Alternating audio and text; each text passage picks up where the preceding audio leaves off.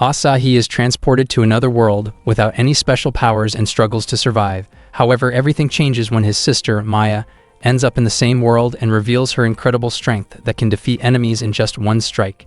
From then on, Asahi continues his journey with Maya, trying to grow stronger while dealing with both admiration and frustration toward his overly protective sister. That day, the village was in chaos. Everything was on fire, and people were running everywhere, trying to save themselves. The village had been attacked by 3 ogre brothers. A little girl was crying and hiding in fear, while the 3 ogres roamed around, searching for any humans who might still be alive. Suddenly, a young boy appeared before the 3 ogres who were celebrating their victory. He drew his sword and confidently introduced himself as Ekusaba Asahi, the adventurer. The 3 ogres mocked him for daring to challenge them alone. But with a calm yet arrogant tone, Asahi warned them not to attack him, saying that they would regret it if they did.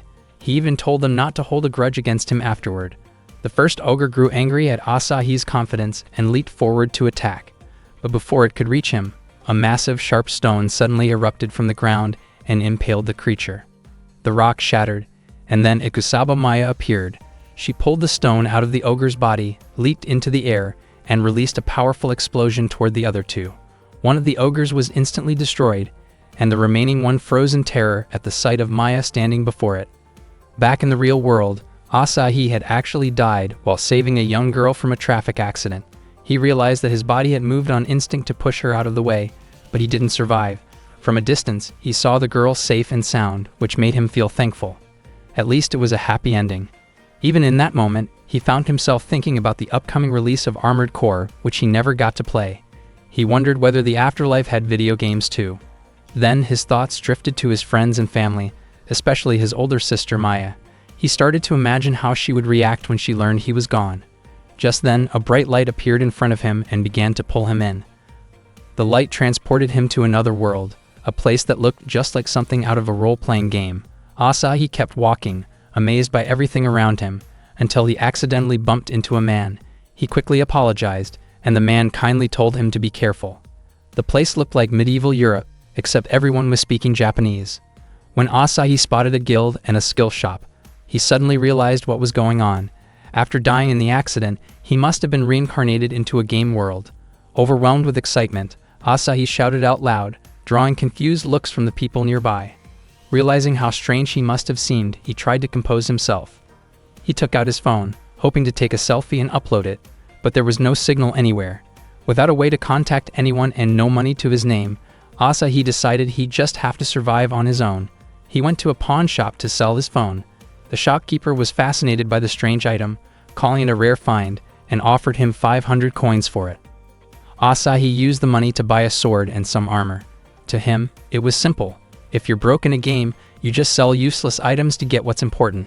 After changing into his new gear, he tested out his sword. With his speed and reflexes, he figured he was best suited to fight on the front line. Feeling ready, he decided to begin his new adventure. He headed to the guild to register for a quest. The guild receptionist, Thanya, greeted him warmly. Asahi told her he wanted to take on his first mission. Excited to help a new adventurer, Thanya asked if he was nervous, then handed him a registration form. After filling in his name, Thanya helped him choose a beginner quest. She recommended hunting a killer rabbit, saying it was one of the easiest tasks available. Without giving it much thought, Asahi accepted. But as soon as he arrived at the location, he found himself facing a massive wyvern instead of a rabbit. The creature roared and unleashed a wave of fire, forcing Asahi to run for his life. He couldn't believe it. The quest difficulty was way too high for a beginner. He started to think maybe the game system was bugged. Dodging blast after blast, he tried to calm himself down and think of a plan. When he checked his status, he saw that his only available skill at level 1 was Throw Rock. Looking further, he was shocked to discover that he was classified as a non-playable character. A blast from the wyvern knocked him off his feet. With no other option left, Asahi grabbed a rock and threw it in desperation, but his throw barely reached the target. The wyvern drew closer, flames burning in its throat. In panic, Asahi shouted for his sister, calling out Maya's name. In an instant, Maya appeared beside him, asking if he had called her. Seeing her brother alive made her smile with relief. The wyvern attacked again, hurling another wave of fire, but Maya's body effortlessly floated into the air, dodging the flames. She could feel something incredible within herself. Her body felt light, her mind clear, and her power immense. She was certain she had the strength to protect her little brother. With a single strike, Maya defeated the enormous wyvern. Asahi stood there, stunned, watching the creature crumble in just one hit. He couldn't believe what he had just seen. Still catching his breath, Asahi asked how Maya managed to come to this world. Maybe it was some kind of illusion, or maybe anything was possible in a world like this. Maya hugged him tightly, saying how much she had missed him. She gently touched his face and held him close, making sure he was really there, that it was truly her younger brother standing before her. Asahi smiled, realizing without a doubt that the woman embracing him was indeed his real sister, the one who always loved and protected him more than anyone else. Maya described the other world as fascinating, and Asahi asked again why she had also come long into it. Maya explained that Asahi's real body was still in a coma at the hospital after the accident. She had been deeply worried because he wouldn't wake up, often murmuring about another world in his sleep, sometimes even smiling happily. That made her form a hypothesis, that Asahi's soul had gone to another world. Because of that, she had tried to follow him there, even if it meant hurting herself to make it happen. Asahi then asked if that meant he was still alive in the real world. Maya reassured him that his consciousness hadn't returned yet, which made Asahi feel relieved knowing that he was still alive. Still, he was puzzled about why Maya was so strong in this world. Maya smiled and said that it was simply the strength of an older sister who deeply loved her little brother. She then shook Asahi's hand warmly. Asahi told her that his time in this world had already served its purpose, and that he wanted them both to return to the real one. Unfortunately, Maya admitted she didn't know how to go back. That made Asahi panic. He couldn't believe Maya had followed him into another world without even knowing the way home. But for Maya, nothing was more important than Asahi's safety. She felt excited and determined to live strongly beside him in that strange new world. Soon after, Maya defeated the third ogre that had destroyed the village, taking it down with overwhelming strength. She couldn't forgive the creature for harming innocent villagers, and even more so because those ogres had mocked Asahi, calling him Shorty. To her, that insult made them deserving of punishment. Maya grew frustrated when she noticed a small cut on Asahi's right cheek. She felt guilty for allowing his smooth skin to get hurt. She offered to heal him with an elixir, though normally such potions were reserved for fighting final bosses. Asahi told her it wasn't necessary, that such a small wound could heal easily. Maya teased him playfully, suggesting that maybe he wanted her to lick it better. Asahi quickly clarified that wasn't what he meant, but Maya seemed amused and didn't take it seriously. The villagers nearby watched the scene between them curiously. The townspeople were grateful that their village was finally safe. A little girl named Anae told everyone that Asahi was the one who defeated all three ogres. The villagers cheered and called Asahi a hero. Asahi was confused as to why Maya's accomplishment was being credited to him, but Maya seemed proud to hear her beloved younger brother being praised. The villagers quickly gathered around Asahi to thank him. Deep down, Asahi knew the real hero was his sister, not him. Later, Thanya congratulated Asahi for his promotion as an adventurer. From the rabbit rank up to the ogre rank, it was considered one of the biggest leaps in rank ever achieved in such a short time. She then handed him the ogre badge.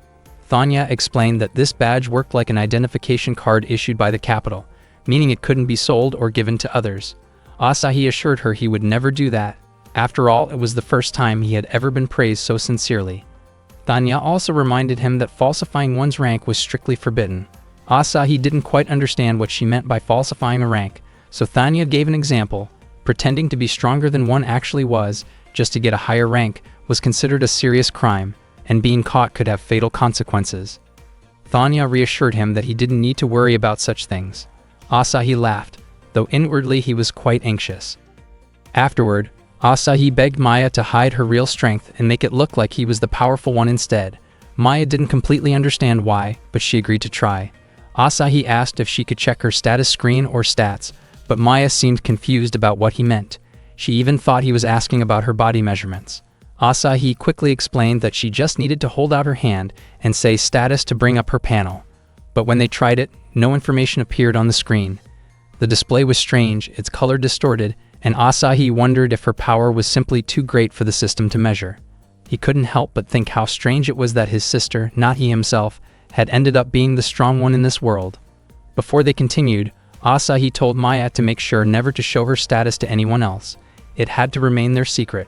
Maya agreed, then teasingly added that she was also curious about Asahi's own secret numbers, like how many moles he had on his body.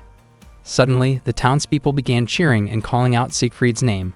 Some of them shouted words of encouragement for the 4 heroes who were about to face the demon lord. Curious, Asahi asked if those 4 were famous in that place. Juan, the man Asahi had met earlier at the pawnshop, explained that they were members of the strongest clan in the region called Balmung. He added that this parade was a send-off before they set out to battle the demon lord. That was when Asahi learned that a demon lord actually existed in this world. He thought of it like the final boss in a game. Asahi recalled a theory about reincarnation that said defeating the demon lord might allow someone to return to their original world. Hearing that, Maya confidently declared that she would defeat the demon lord herself, but Asahi doubted it would be that easy. Juan laughed and said that even high-ranked adventurers needed more experience before facing such a powerful enemy. The leader of Balmung, Siegfried the Dragon Hunter, was a Dragon-class adventurer, a rank 2 tiers above Augur class. Asahi was amazed, thinking that one day he wanted to become that strong too. Suddenly, a man named Delin burst into anger, saying that he had always hated Siegfried and calling him an arrogant brat. In his rage, Delin smashed a table in the tavern. The atmosphere turned tense as no one dared to stop him now that Siegfried was gone. Although Delin had been demoted from his previous rank, he was still a former ogre-class adventurer, and aside from Asahi, no one else there had that level of power. People in the tavern recognized Asahi as the young genius who had climbed ranks at an incredible pace. Then, a little girl, the daughter of the tavern owner, ran up to him, pleading for Asahi to avenge her father's restaurant. As soon as the townsfolk heard Asahi's name, they began cheering for him, calling him a hero and chanting his name over and over, begging him to help the girl. Asahi was completely bewildered. He wondered why everyone was relying on him. After all, it would be disastrous if they found out how weak he actually was. Delin sneered and insulted Asahi, calling him short. Maya became furious that someone dared to mock her younger brother, but Asahi quickly tried to calm her down, reminding her that the person in front of them was still a human being. However, Maya declared that she would bombard Delin with spells until he regretted everything he had done. Delin scoffed and challenged them to attack him if they dared. At that moment, Asahi whispered something to Maya, and she nodded, promising to grant whatever request he might have later. Delin grew irritated, feeling mocked as they whispered in front of him. Asahi then taunted Delin, calling him a drunk and saying it was embarrassing that someone like him had been surpassed by a much younger Siegfried. He even asked if Delin had become a coward. His confident teasing enraged Delin even more, pushing him over the edge. Delin charged toward Asahi, but before he could reach him, the ground in front of him suddenly split open. Terrified, Delin fell to his knees, begging for forgiveness before fleeing in panic.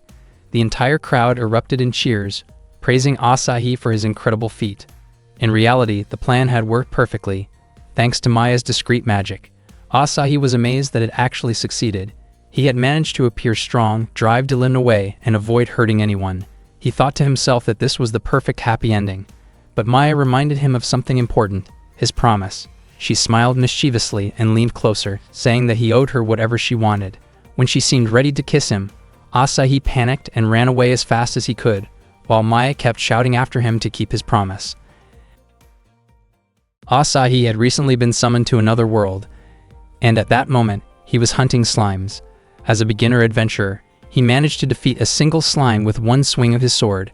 It might have looked a bit embarrassing, but in the end, he was able to take it down easily and earn a single point. His older sister, Maya, however, was on a completely different level. She wiped out every slime in sight with a single burst of fire. If their strength were compared, Asahi's would be about 1 to Maya's 100,000. Even so, Maya praised Asahi for managing to defeat one slime on his own and rewarded him with a gentle kiss on the cheek. Meanwhile, Balmung was powerless against Kilmeria. Siegfried was stunned. After all, their group had once fought and defeated a dragon. He asked who Kilmeria really was. Kilmeria replied that she was someone far stronger than any dragon. Annoyed, Siegfried lunged forward to strike her, but in an instant, Kilmeria's power overwhelmed him, shattering his sword effortlessly. Bored by how easily every opponent fell to her, Kilmeria began to wonder where she might find a fighter strong enough to entertain her. As Maya walked beside Asahi, she suddenly sneezed. Asahi guessed she might have caught a cold, since she always dressed so lightly. Taking off his vest, he gently draped it over her shoulders, but Maya teasingly asked him to warm her up with his body instead. Without hesitation, she leaped toward him and hugged him tightly. The next morning, Asahi left his room at the inn. He had made up his mind not to keep relying on Maya for everything. He wanted to take on a quest that he could complete by himself. Maya, on the other hand, was overjoyed just to be able to stay by her brother's side, following him even into another world and spending every moment together, from morning till night. She believed Asahi must have felt the same way. Later, Maya noticed how quiet the room next to hers was, the one Asahi was staying in. When she checked, Asahi was nowhere to be found. The only thing left behind was a small note saying that he had stepped out for a bit. Touching his bed, she found it still warm, meaning he hadn't gone far. At first, she thought about where Asahi might have gone, but instead she ended up lying on his bed and breathing in his familiar scent from the blanket. Asahi, meanwhile, had gone to the guild to find a quest suitable for someone at his level as an ogre-class adventurer. Thanya suggested 2 options: hunting a troll, which was rated difficulty level 15, moderate, or retrieving a wyvern egg, which was difficulty level 18, high. To Asahi, both sounded impossible to handle alone. What he really wanted was a simple quest he could finish quickly, so Maya wouldn't worry and come looking for him. He asked if there were any easier quests available nearby. Thanya explained that those were typically jobs for beginner classes like rabbits or goblins. Asahi decided to take one of those anyway, reminding himself that he was still a novice, and that if the town ever faced danger, he would rush back to help. Hearing that, Thanya praised his attitude and called him admirable. She offered him a simple quest, picking rainbow mushrooms in the Claudio Forest, a level 2 quest meant for beginners. Asahi accepted it, saying that no matter how small a mission might seem, someone still had to do it. He was confident that collecting mushrooms wouldn't require Maya's help. His goal was to complete the quest quickly, earn some experience points, and pay for his stay at the inn. Once he reached Claudio Forest, Asahi easily gathered plenty of rainbow mushrooms. He found it strange that no other adventurers were around, considering how simple the task was. Suddenly, he noticed a sign warning about bears in the area. He figured bears would be rare here, but moments later, a massive bear appeared right in front of him. Asahi ran as fast as he could while the giant bear chased him down. Determined to handle it on his own, without relying on Maya, he threw the mushrooms at the bear, but the creature simply ate them. Just then, a magical explosion struck the bear, blasting it away, and sending Asahi flying through the air until he landed against someone's chest. Judging by the powerful magic and the soft impact, Asahi thought the person who saved him was Maya. Flustered, he quickly apologized for needing her help again, admitting that he just couldn't seem to manage without her. But the person he was holding wasn't Maya, it was Kilmeria. Kilmeria laughed, amused that Asahi had called her his big sister. Realizing his mistake, Asahi quickly stepped back and apologized.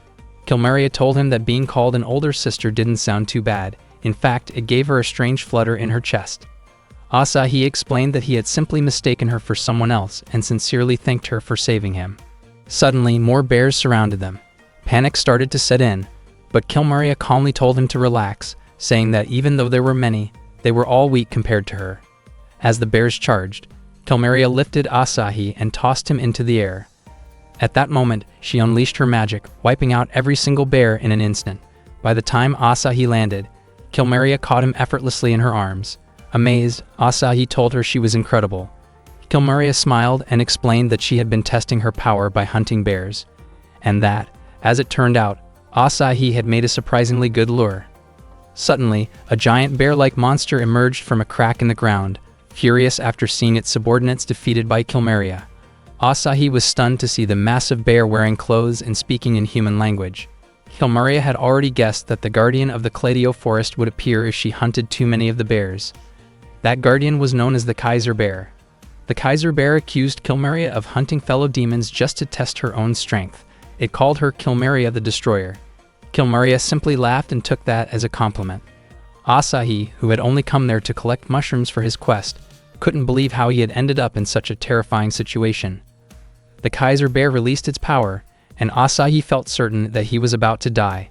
But Kilmeria quickly pulled him close and shielded him. The bear breathed fire toward them, assuming its attack had burned them both. However, Kilmeria had created a barrier strong enough to block the flames. She mocked the Kaiser Bear's fire, calling it weak compared to her own power. Asahi realized Kilmeria had saved him again. Kilmeria said she had to protect her little brother since Asahi had called her big sister. She then unleashed her own flames, an enormous blaze known as Crimson Blaze.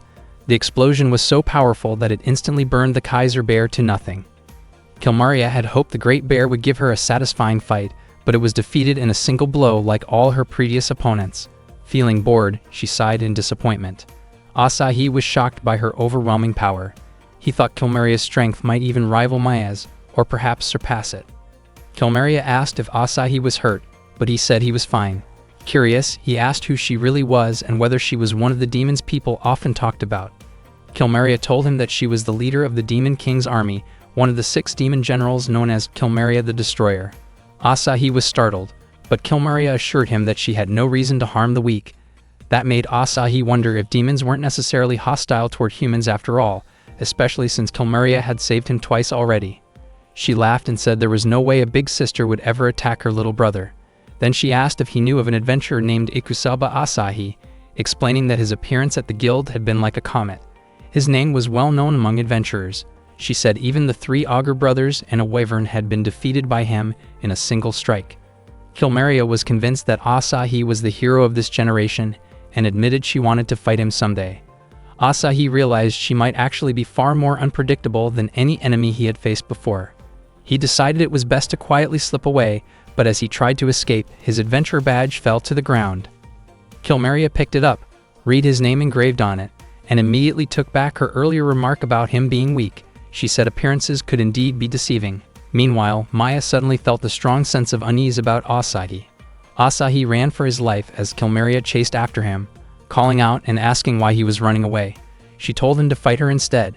Terrified, Asahi was sure that a single hit from her would be the end of him. Kilmaria flew after him, nearly catching him, until a powerful force stopped her in her tracks. At that moment, Asahi rushed forward and accidentally collided with Maya. The familiar scent confirmed it for him. It was definitely her. Maya asked if Asahi was alright and what he meant when he said this time. She wondered if there had been someone else besides her. Asahi awkwardly tried to explain that it was just a misunderstanding. Kilmaria approached and asked if that earlier attack had been Maya's doing, accusing her of interrupting the duel she was about to have with Asahi. Maya said she had sensed Asahi was in danger and hurried over, realizing her instinct had been correct. She believed Kilmaria's behavior toward Asahi had been inappropriate, saying that Kilmaria's revealing outfit left no other explanation. Maya admitted that Asahi was cute and said she understood why Kilmaria might be drawn to him, though her words left Asahi completely confused. Kilmaria said she only wanted a proper battle with Asahi, but Maya misunderstood and accused her of having indecent intentions.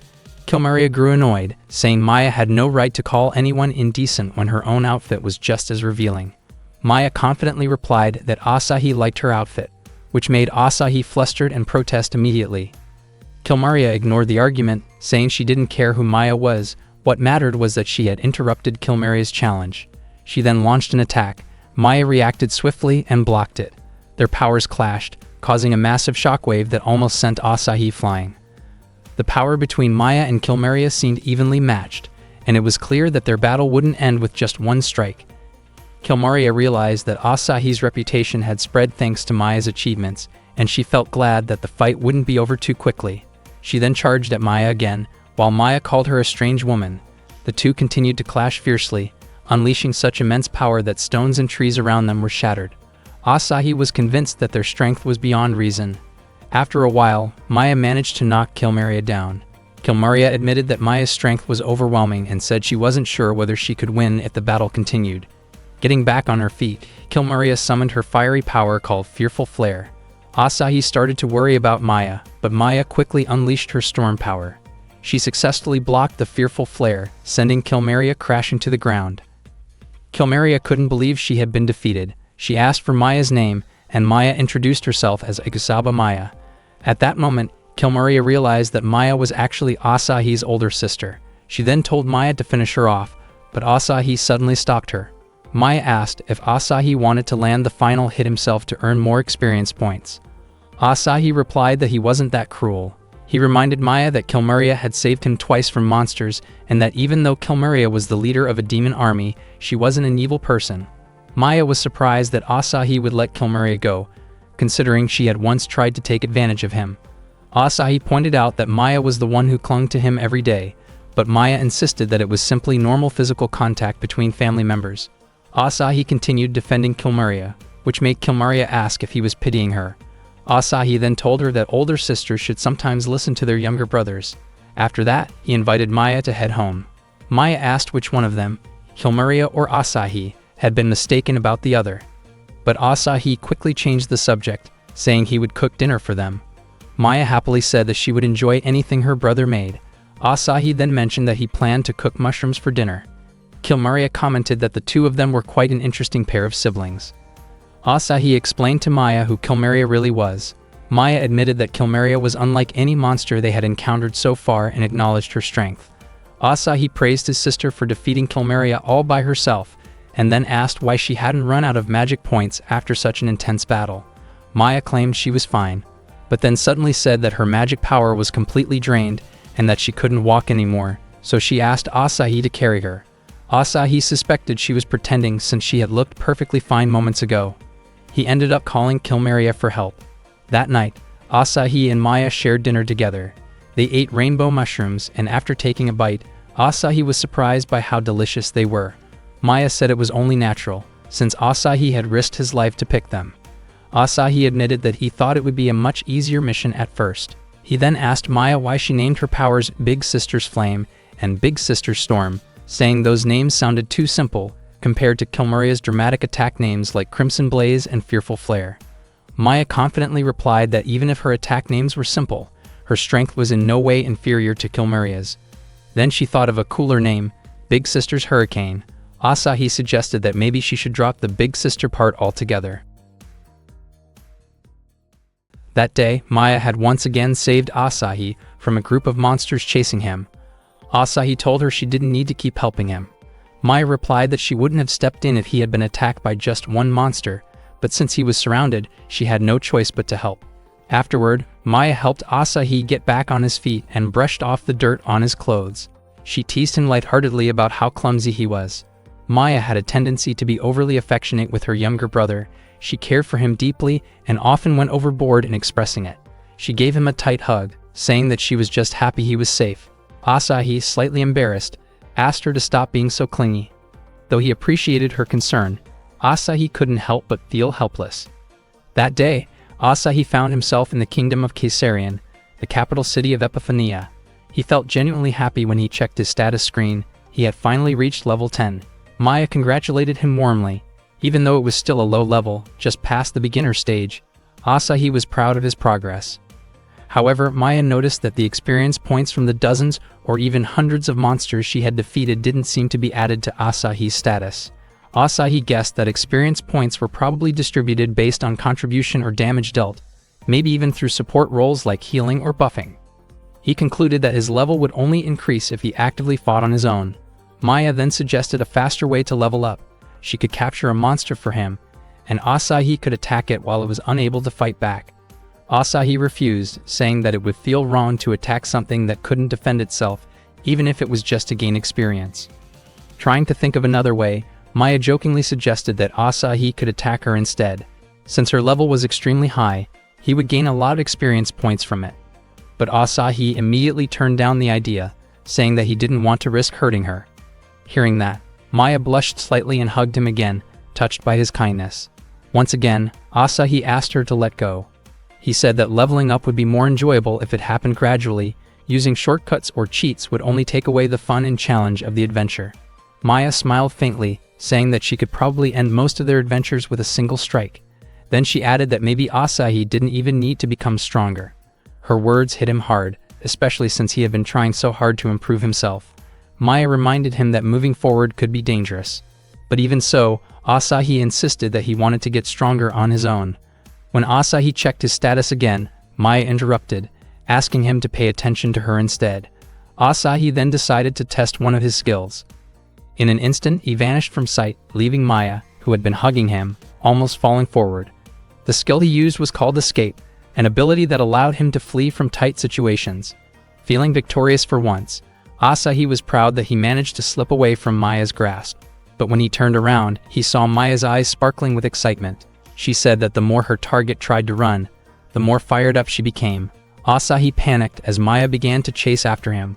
He shouted, begging her not to treat her own little brother like prey. He tried using Escape again, but this time it didn't work. He wondered if it failed because he was out of MP, or if the skill could only be used once. Before he could figure it out, Maya caught up to him and hugged him tightly again, relieved that he was safe. Later, Asahi returned to the guild. He realized that he wouldn't grow stronger if he kept relying solely on Maya. He decided to try forming a party with other adventurers, but it turned out to be more complicated than he expected. He had almost forgotten that teaming up with others was a normal thing in this world since he was always with Maya. Asahi imagined what it would be like to take on raid bosses together, explore new places, share meals and stories, and make memorable experiences with his teammates. Just as he was lost in thought, Thanya, a friendly guild receptionist, approached him and asked if he was looking for party members. She mentioned that there were still a few open spots available. Then she asked whether Asahi was still adventuring solo. Asahi replied that he wasn't alone, he was always with Maya. Thanya assumed that Asahi was the main attacker while Maya supported him from behind, though the reality was quite the opposite. Thanya explained that party formations were flexible, but the most effective ones were usually well balanced. She gave an example: Balmunk, a famous party led by Siegfried. Its members included Gordon, a tank known for his unbeatable defense; Mimosa, a master of all kinds of magic and support spells; Shulain, an elf archer who specialized in long-range combat; and Siegfried himself, who excelled in close-quarters fighting. Thanya said that Balmunk was considered the ideal party structure. Asahi agreed, saying that sharing roles in battle sounded fun. Then he asked what Siegfried and his team were doing at the moment, since he had heard before that they set out to defeat the Demon King's army. Thanya explained that Balmunk had been ambushed by a mysterious enemy and was forced to retreat. Surprise, Asahi couldn't believe that even Balmunk had to flee. When Asahi walked outside, he saw a drunk man being harassed by a group of thugs. He didn't really want to get involved at first, but when it looked like they were about to seriously hurt the man, Asahi couldn't just stand by. He threw a rock at them, unable to ignore what was happening. Asahi couldn't stand seeing someone being bullied, so he yelled at the drunk man to run away. The three thugs immediately turned on Asahi. He planned to use his escape skill once they got close, but before he could do anything, the drunk man suddenly fought back and took them down effortlessly. Asahi was stunned. That man had just taken out three thugs in a blink. He couldn't help but wonder who he really was. A moment later, the drunk man started vomiting. Asahi went over to help, gently patting his back to make him feel better. The man thanked him afterward. That's when Asahi finally realized who he was. It was Siegfried. After drinking some water, Siegfried started feeling a little better and thanked Asahi again. Asahi asked if the man before him was really Siegfried, the dragon-class adventurer better known as the Dragon Hunter. Siegfried admitted it was true, but said he didn't feel worthy of such a grand title. He joked that Loyal Dog Pauchi might be a more fitting name for him right now. Curious, Asahi asked what had happened to him. Siegfried began telling his story. He explained that he and the members of Balmunk had gone on a mission to defeat a demon army, but it ended in complete failure. They only faced one demon, yet its strength was overwhelming. Every attack they made was brushed off as if it were a child's punch, and the demon hadn't even been fighting seriously. Asahi couldn't believe there was a demon that terrifying. Siegfried said that after that defeat, his confidence was shattered.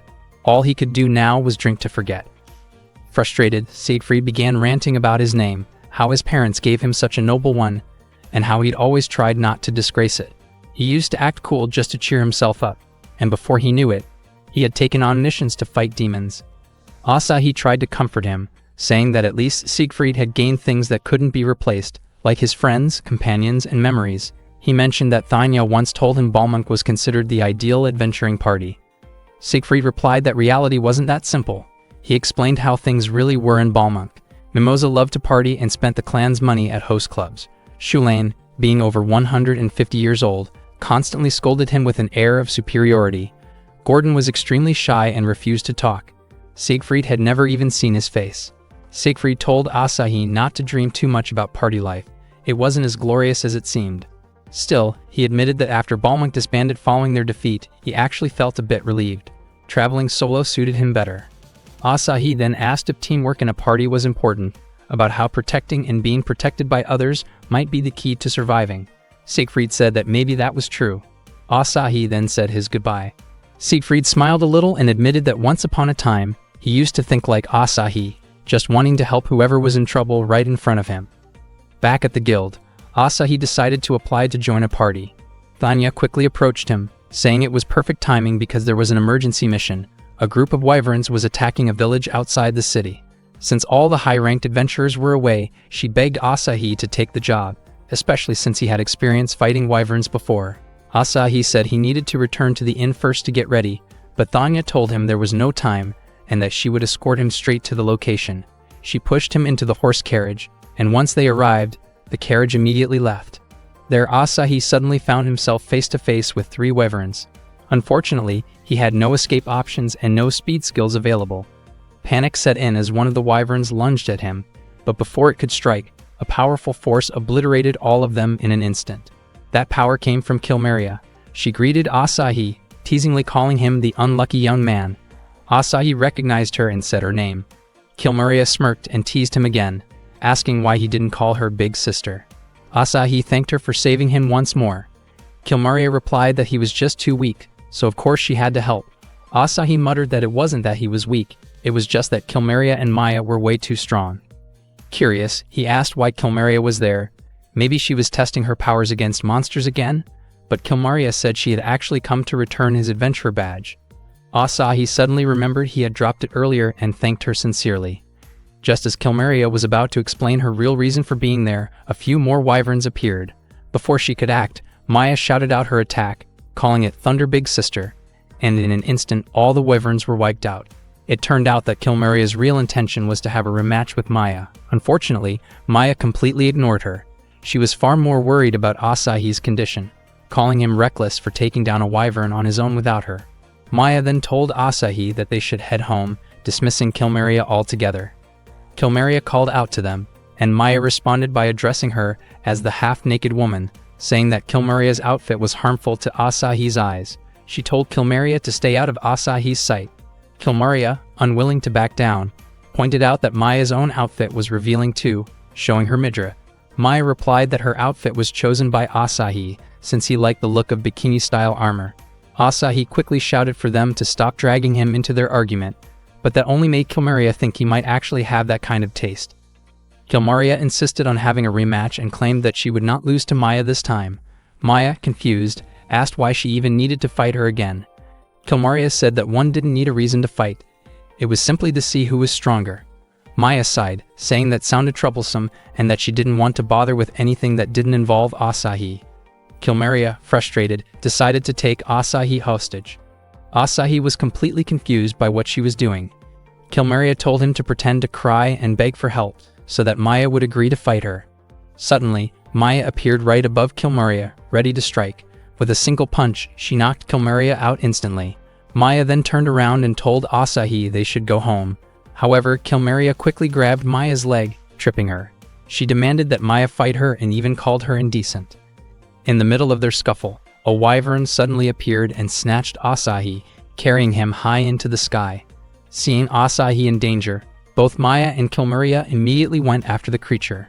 Maya launched her Thunder Break attack, destroying the wyvern in a single strike.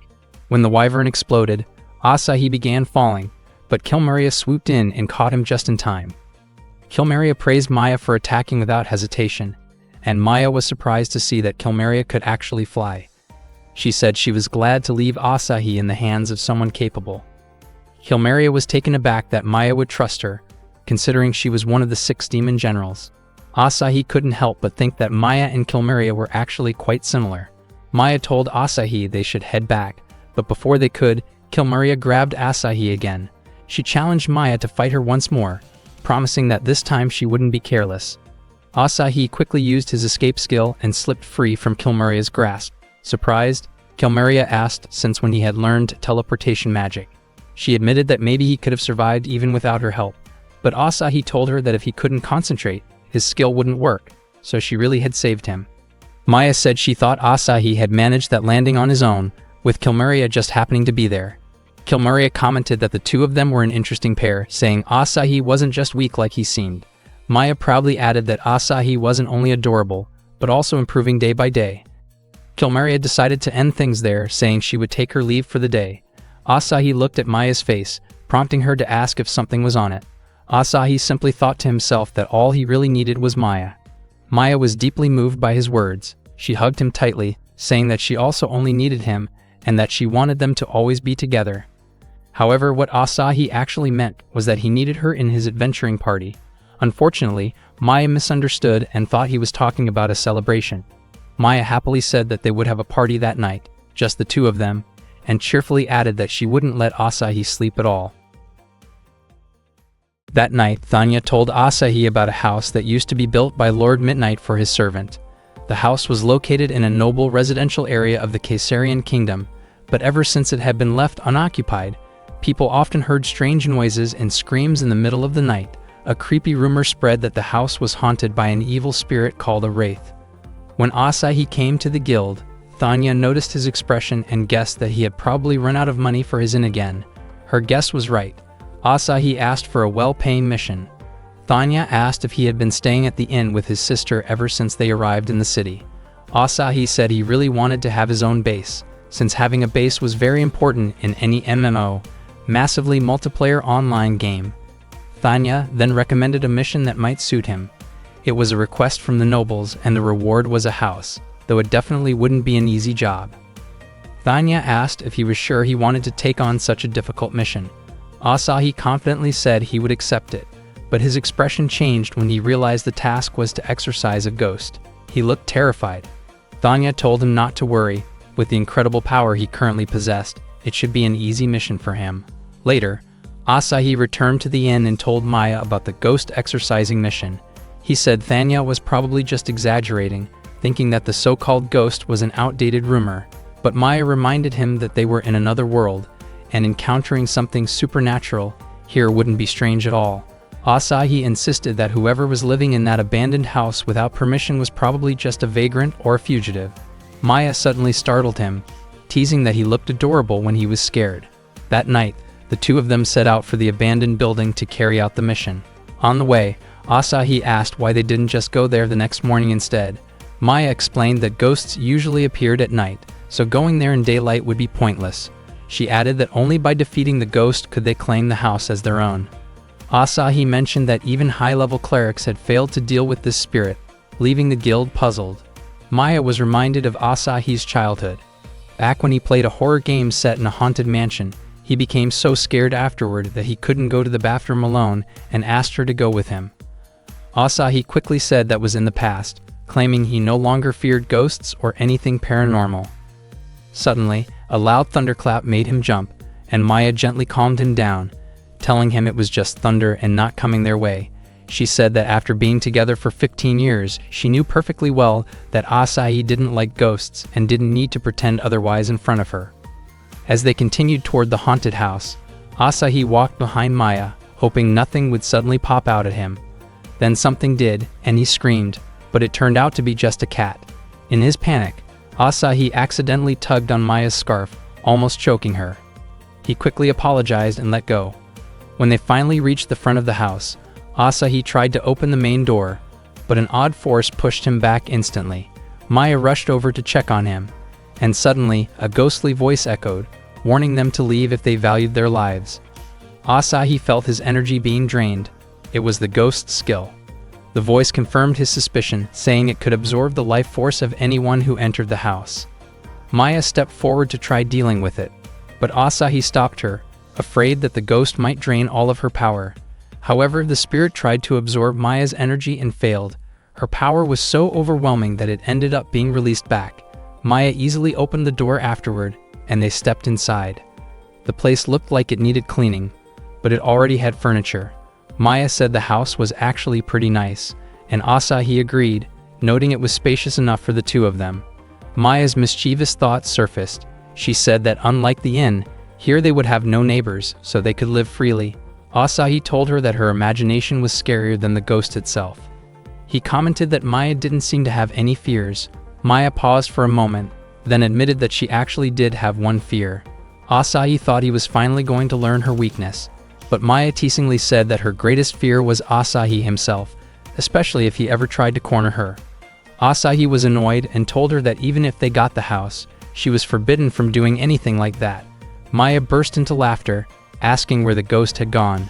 She didn't believe it had simply vanished after failing to absorb her power. She suspected it was hiding somewhere and began checking the corners of the room, but found nothing. Asahi muttered that hopefully there wouldn't be any poltergeist activity. Suddenly, a chair flew across the room and hit him, knocking him back. Maya quickly helped him up and gave him a potion to recover. She told him to be careful. Suddenly, plates flew through the air and hit Asahi. Maya quickly gave him a high potion to heal his injuries faster. She told Asahi to be careful, convinced it had to be the work of a mischievous evil spirit. A cat-headed doll suddenly moved on its own and slammed into Asahi, and Maya hurried to give him a last elixir. But Asahi said she was overreacting for something that barely caused any damage. Maya replied that she was just extremely worried about him. Because she was so protective, she had bought way too many potions, which explained why her money kept disappearing so fast. She then shouted at the evil spirit, demanding that it stop attacking from the shadows and show its real form. The spirit laughed, revealed itself, and announced that it would face her directly. Asahi was shocked when the spirit appeared and instinctively grabbed onto Maya out of fear. Maya became excited and teased Asahi for being flustered, gently squeezing his head and refusing to let go. The evil spirit, who introduced himself as Malvicanth, launched an attack at both of them.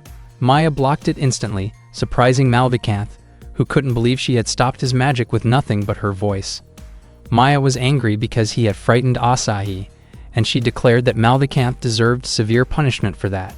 She began preparing to unleash her power to send Malvicanth away for good, but Asahi quickly reminded her not to destroy the house in the process.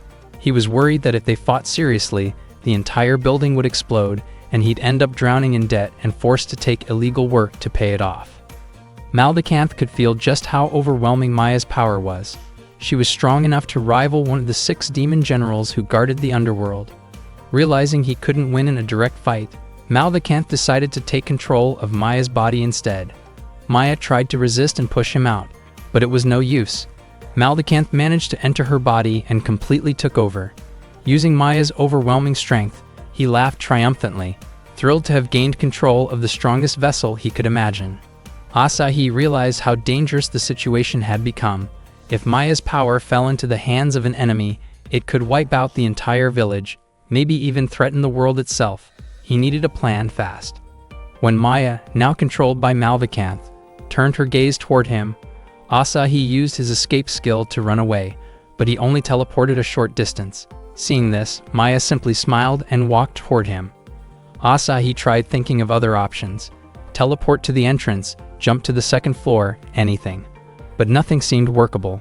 Maya continued walking closer. He couldn't use escape again, so he convinced himself to stand his ground. He also couldn't just leave Maya like this. He stood up and shouted Maya's name, hoping she would recognize him as her younger brother and break free from the possession. He called out again with everything he had. At that moment, Kilmaria opened the door and stepped inside. She said she had been looking for Asahi and Maya, but froze when she saw the tense atmosphere between them. She wondered if they were in the middle of a sibling fight. Asahi rushed to her, hoping she might be able to help. He quickly explained what had happened to Maya. Kilmaria was surprised it had come to this, but commented that, in her eyes, it was actually impressive, though Asahi strongly disagreed. Kilmaria called Maya pathetic for allowing a weak wraith to possess her body despite being her rival. Asahi wondered if Malvicanth would be upset at being called weak. Kilmaria said Maya's resolve must have been shaky and declared she would snap her out of it with a strong blow. She prepared to attack, but Asahi lunged forward to stop her, worried it would destroy the house. Kilmaria didn't understand why Asahi was suddenly tackling her like that, but he desperately asked her not to start a full power fight indoors. She agreed, then calmly asked Asahi to let go. Realizing he had bumped into her in a very awkward way, Asahi backed away immediately and apologized, explaining that it was completely unintentional. Kilmaria, flustered but still composed, teased him for being overly bold, though she understood it had happened by accident. Before they could say anything else, Maya's aura suddenly grew even stronger. Kilmaria noted that Malvicanth was more capable than she expected, considering he was using so much of Maya's power. She then challenged him directly. Kilmaria placed a wooden staff on the ground between them. Asahi nervously asked what she was planning to do next. Kilmaria explained that she and Maya were about to settle things with an arm wrestling match. Asahi wondered why Kilmaria chose something like that. Kilmaria said she was confident she could overpower Maya, and once Maya's strength dropped, She planned to force Malvikanth out of her body. She asked Asahi if that sounded like a solid idea, and Asahi agreed. Kilmeria then approached Maya and teased her, laughing as she questioned whether Maya was scared of losing or simply unable to compete. The two of them locked eyes with intense determination. Maya and Kilmeria began their match, gripping each other's hands tightly and pouring their strength into it. Their power was so overwhelming that objects around them started to shake and break. Asahi was even pushed back by the shockwave. Just as he expected, their strength was enough to destroy anything nearby, so he reminded them not to wreck his house. Kilmeria, thrilled by how strong Maya was, thought the match felt even more exciting than she imagined. She hadn't expected Malvikanth to be able to tap into Maya's immense power. Overjoyed, she said the match was turning out to be far more interesting than she planned. The two unleashed their full strength, and the force blew apart the wooden barrel they were using as a base. To Asahi, this no longer resembled a normal arm wrestling match.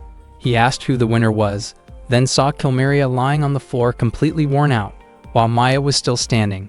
Asahi was startled when he noticed how intense Maya's expression looked. Maya suddenly charged toward him and pinned him to the ground. Asahi could feel how unbelievably strong she was. He told himself he couldn't lose to Malvikanth.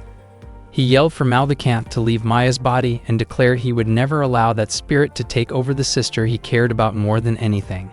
Hearing that caused Maya's heart to race, and the sudden emotional surge forced Malvikanth out of her. Seeing this, Asahi asked if the spirit had been purified. He quickly called Maya's name, but Maya suddenly jumped toward him again. Asahi realized that Maya had returned to her usual behavior, energetic, dramatic, and overly affectionate, in a way that often made him uncomfortable. Maya teased him, saying she had no choice but to tackle him because the spirit had supposedly controlled her. She apologized, then admitted she actually hadn't been possessed. Malvikanth had tried, but Maya's own strength was much greater. Kilmeria had actually noticed from the start that Maya was acting. Asahi grew frustrated, wondering why Maya would joke like that when he had been genuinely worried. Maya apologized once more and said she came back to her senses because of him. Asahi asked her not to make jokes like that anymore since the spirit was already gone, and he suggested they return to the guild to make their report. Maya and Asahi left the house. After the two reported back to the guild, the house officially became theirs. They cleaned every corner of it. Maya was thrilled to finally have a home, and Asahi felt deeply grateful as well, because they finally had a place that belonged to just the two of them. That day, Asahi and Maya were exploring a long corridor. As they walked, Asahi accidentally pushed a section of the wall, which turned out to be a hidden switch. Maya assumed the wall was damaged, but Asahi believed it was similar to mechanisms found in dungeons. He asked Maya to step back. Suddenly, a massive boulder rolled toward them. Asahi realized it was a stone trap. Maya found it surprisingly exciting.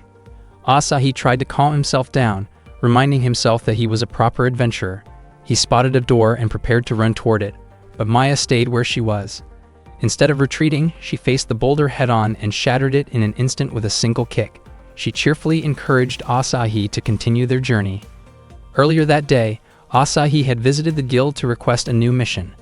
Thanya had offered him an investigation request involving the ruins of a dungeon whose entrance was hidden in the Claudio Forest. If the dungeon turned out to be safe, the mission would later be open to lower-rank adventurers. Asahi felt a bit conflicted, knowing he held a high rank only because of Maya's overwhelming strength. He asked Thanya why the dungeon had only been discovered recently.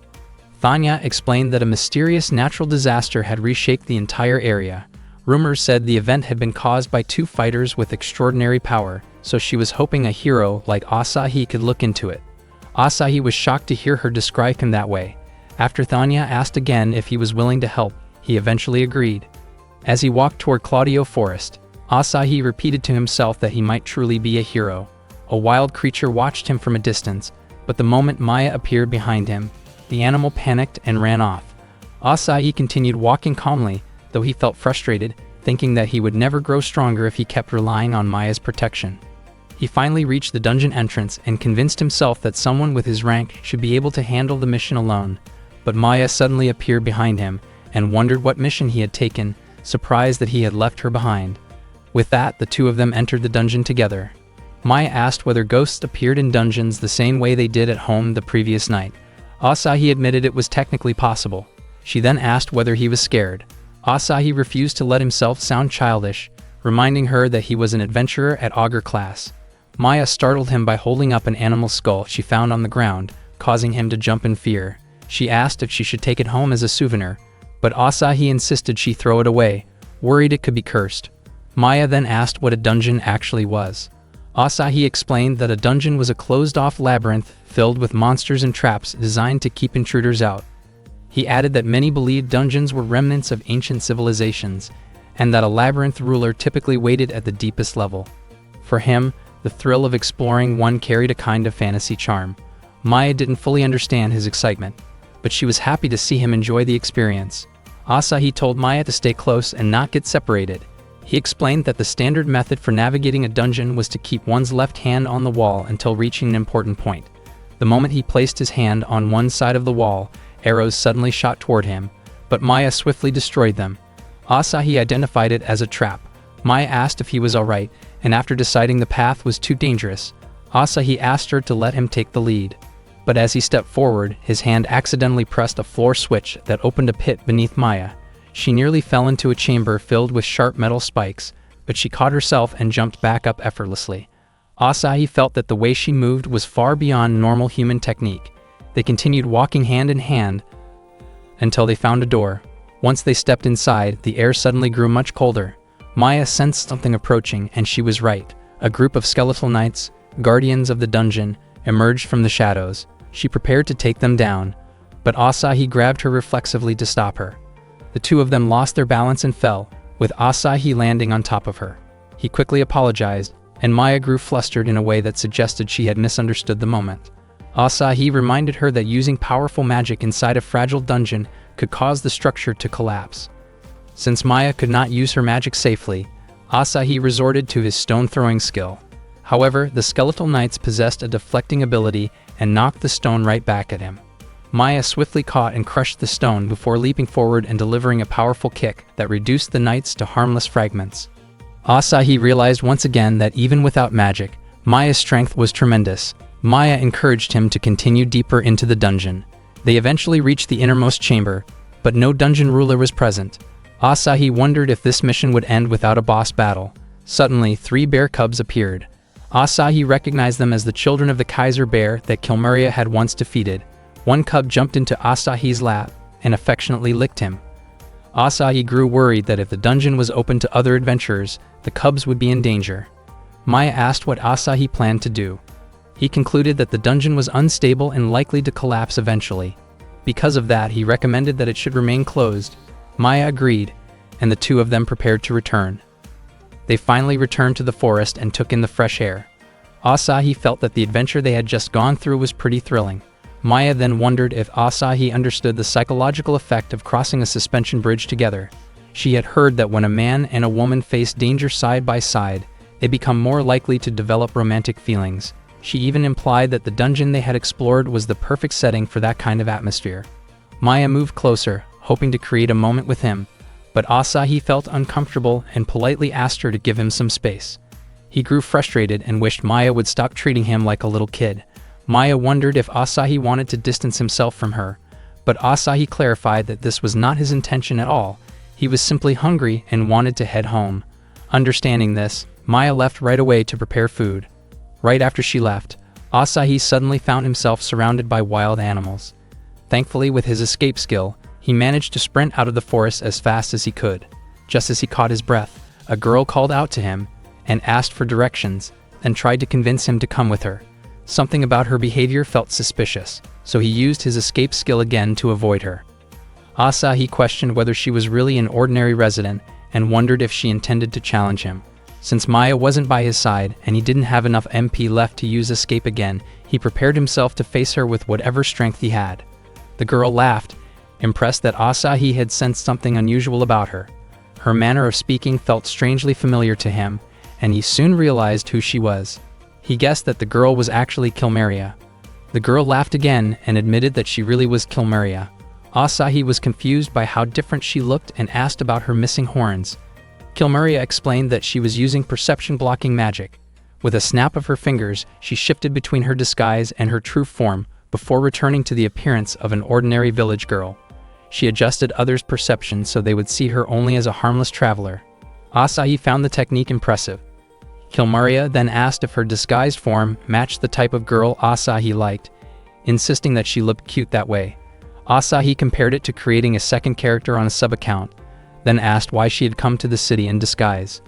Kilmaria said she simply wanted to observe human life and asked Asahi to show her around town. Asahi hesitated, wondering if guiding a high-ranking demon around the city could be considered betrayal.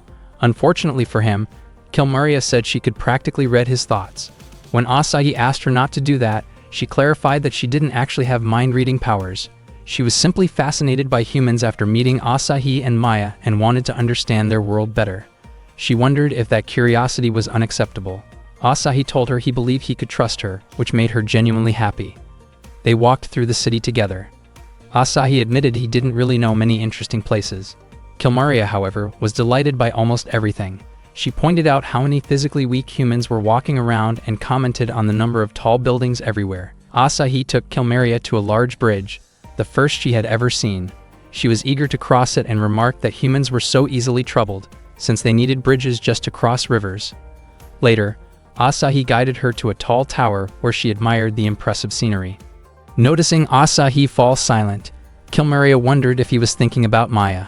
Asahi suspected she was trying to read his mind again, but Kilmaria admitted she was simply curious. She asked if he and Maya had been arguing. She was surprised, since even siblings as close as Asahi and Maya could still clash. Asahi told her that disagreements were normal because humans were complicated. Kilmaria then asked if Asahi wanted to become a demon. The question shocked him. She explained that being a demon came with strength and abilities that were fun to use, and she invited him to leave Maya behind and join her instead. Asahi refused, saying he could never abandon Maya. Even if they faced many problems, Maya would always be family. Kilmaria responded by calling humans troublesome, fragile, and difficult to understand. Asahi went to the guild to meet Thanya. He explained that the dungeon should probably remain closed because it was unstable and could collapse, which would cause serious trouble. Thanya seemed irritated that Asahi arrived at the guild with a girl, yet she still handed him the mission reward. Asahi thanked her politely, while Kilmaria teased Thanya, which only made Thanya more upset before she walked away. Asahi scolded Kilmaria afterward because he worried that Thanya might misunderstand the situation. They went to a local eatery, and once the food arrived, Asahi suggested a small toast. They finished their meals, and Kilmaria ate with noticeable enthusiasm. Asahi couldn't help thinking that if people realized a high-ranking member of the demon army was sitting there, adventurers from the entire guild might rush in to confront her, and he wouldn't even know whose side to take. Kilmaria asked for a refill on her drink, and once she was satisfied, she invited Asahi to head out. Asahi quickly picked up the mission reward he had earned. Even though gathering it had been difficult, he planned to use it to treat Kilmaria. When Kilmaria reached the exit, the shop owner asked her to pay.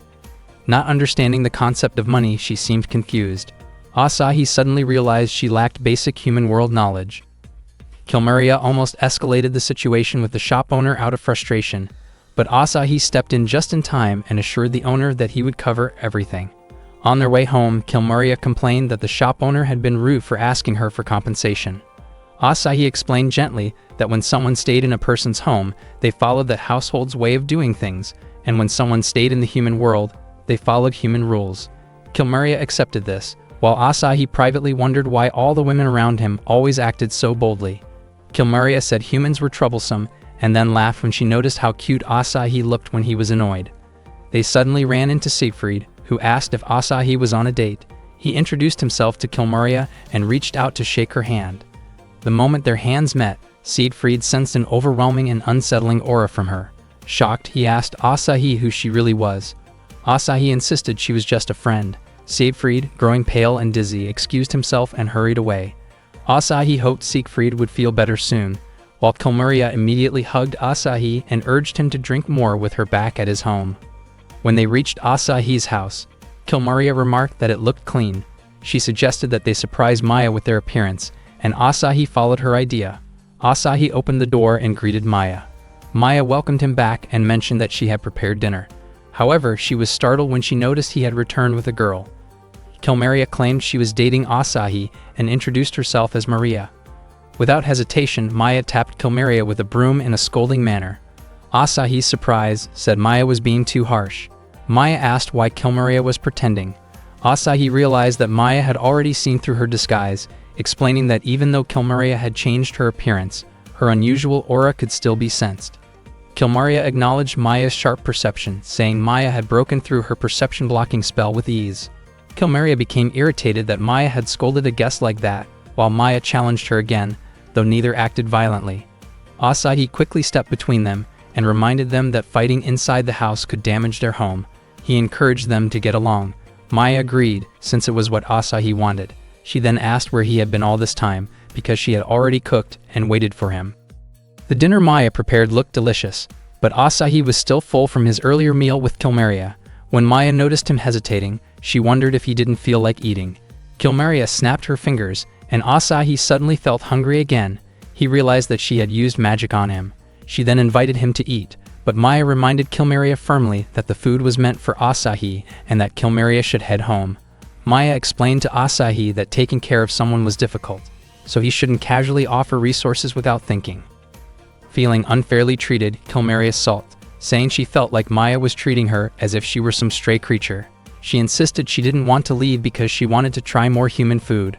Asahi pleaded with Maya to allow Kilmaria to eat with them. Maya eventually agreed, and the three of them ate dinner together. Asahi enjoyed the food wholeheartedly and thanked Maya for cooking. He explained that Maya had always been good at cooking and had made meals for him since long ago. Kilmaria admitted that Maya's presentation skills were impressive, but said she wasn't convinced about the taste yet. After trying it, she was surprised by how good it was. She praised Maya's cooking and said she wanted to come again to try more human dishes. The two women exchanged lively comments, and the dinner table grew pleasantly energetic. That day, a nun told peaceful Safi that she would one day meet a hero, and she was asked to support that hero so the world could be saved. Sophie wondered what the hero would be like. The nun explained that the hero would be strong, kind, and humble. Sophie pictured that a hero must be someone truly remarkable. Meanwhile, Asahi was fighting a wolf. When the wolf leaped in to attack, Asahi swung his sword and struck it cleanly, causing the wolf to fall and collapse. Maya, who was watching from nearby, praised Asahi for his strength. To Asahi, hunting wolves was already getting easier, but suddenly a massive wolf appeared, leaving him terrified. Just as the giant wolf was about to strike him, Maya rushed in to help. She released a powerful quake-like ability that split the ground open and buried the giant wolf in an instant. Maya praised Asahi for being able to hunt wolves on his own and said he was clearly growing stronger. Asahi, however, admired Maya's ability to defeat a massive monster with a single strike. Her power still felt like a cheat to him. He wondered how it was possible that they were both summoned to another world, yet their abilities were so different. He started thinking about whether he could awaken some kind of hero power within himself and become unstoppable.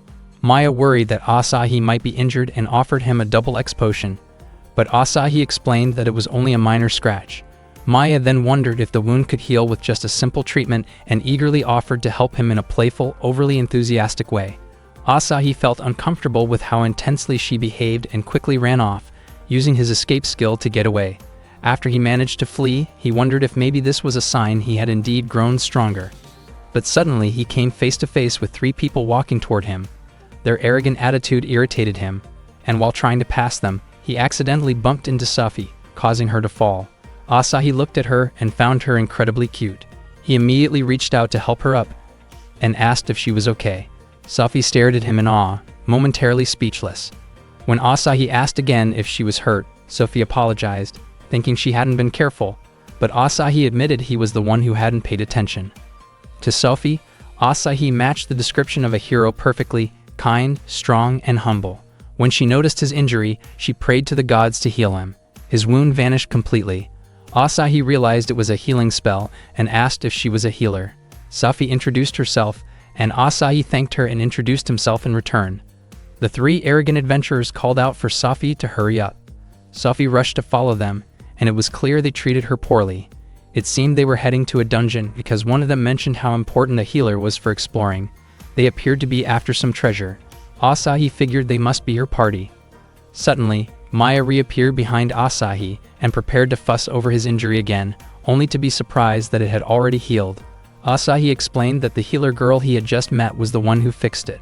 Maya asked what a healer was, and Asahi explained that healers specialize in curing wounds and negative conditions like poison or paralysis, though they usually aren't strong attackers.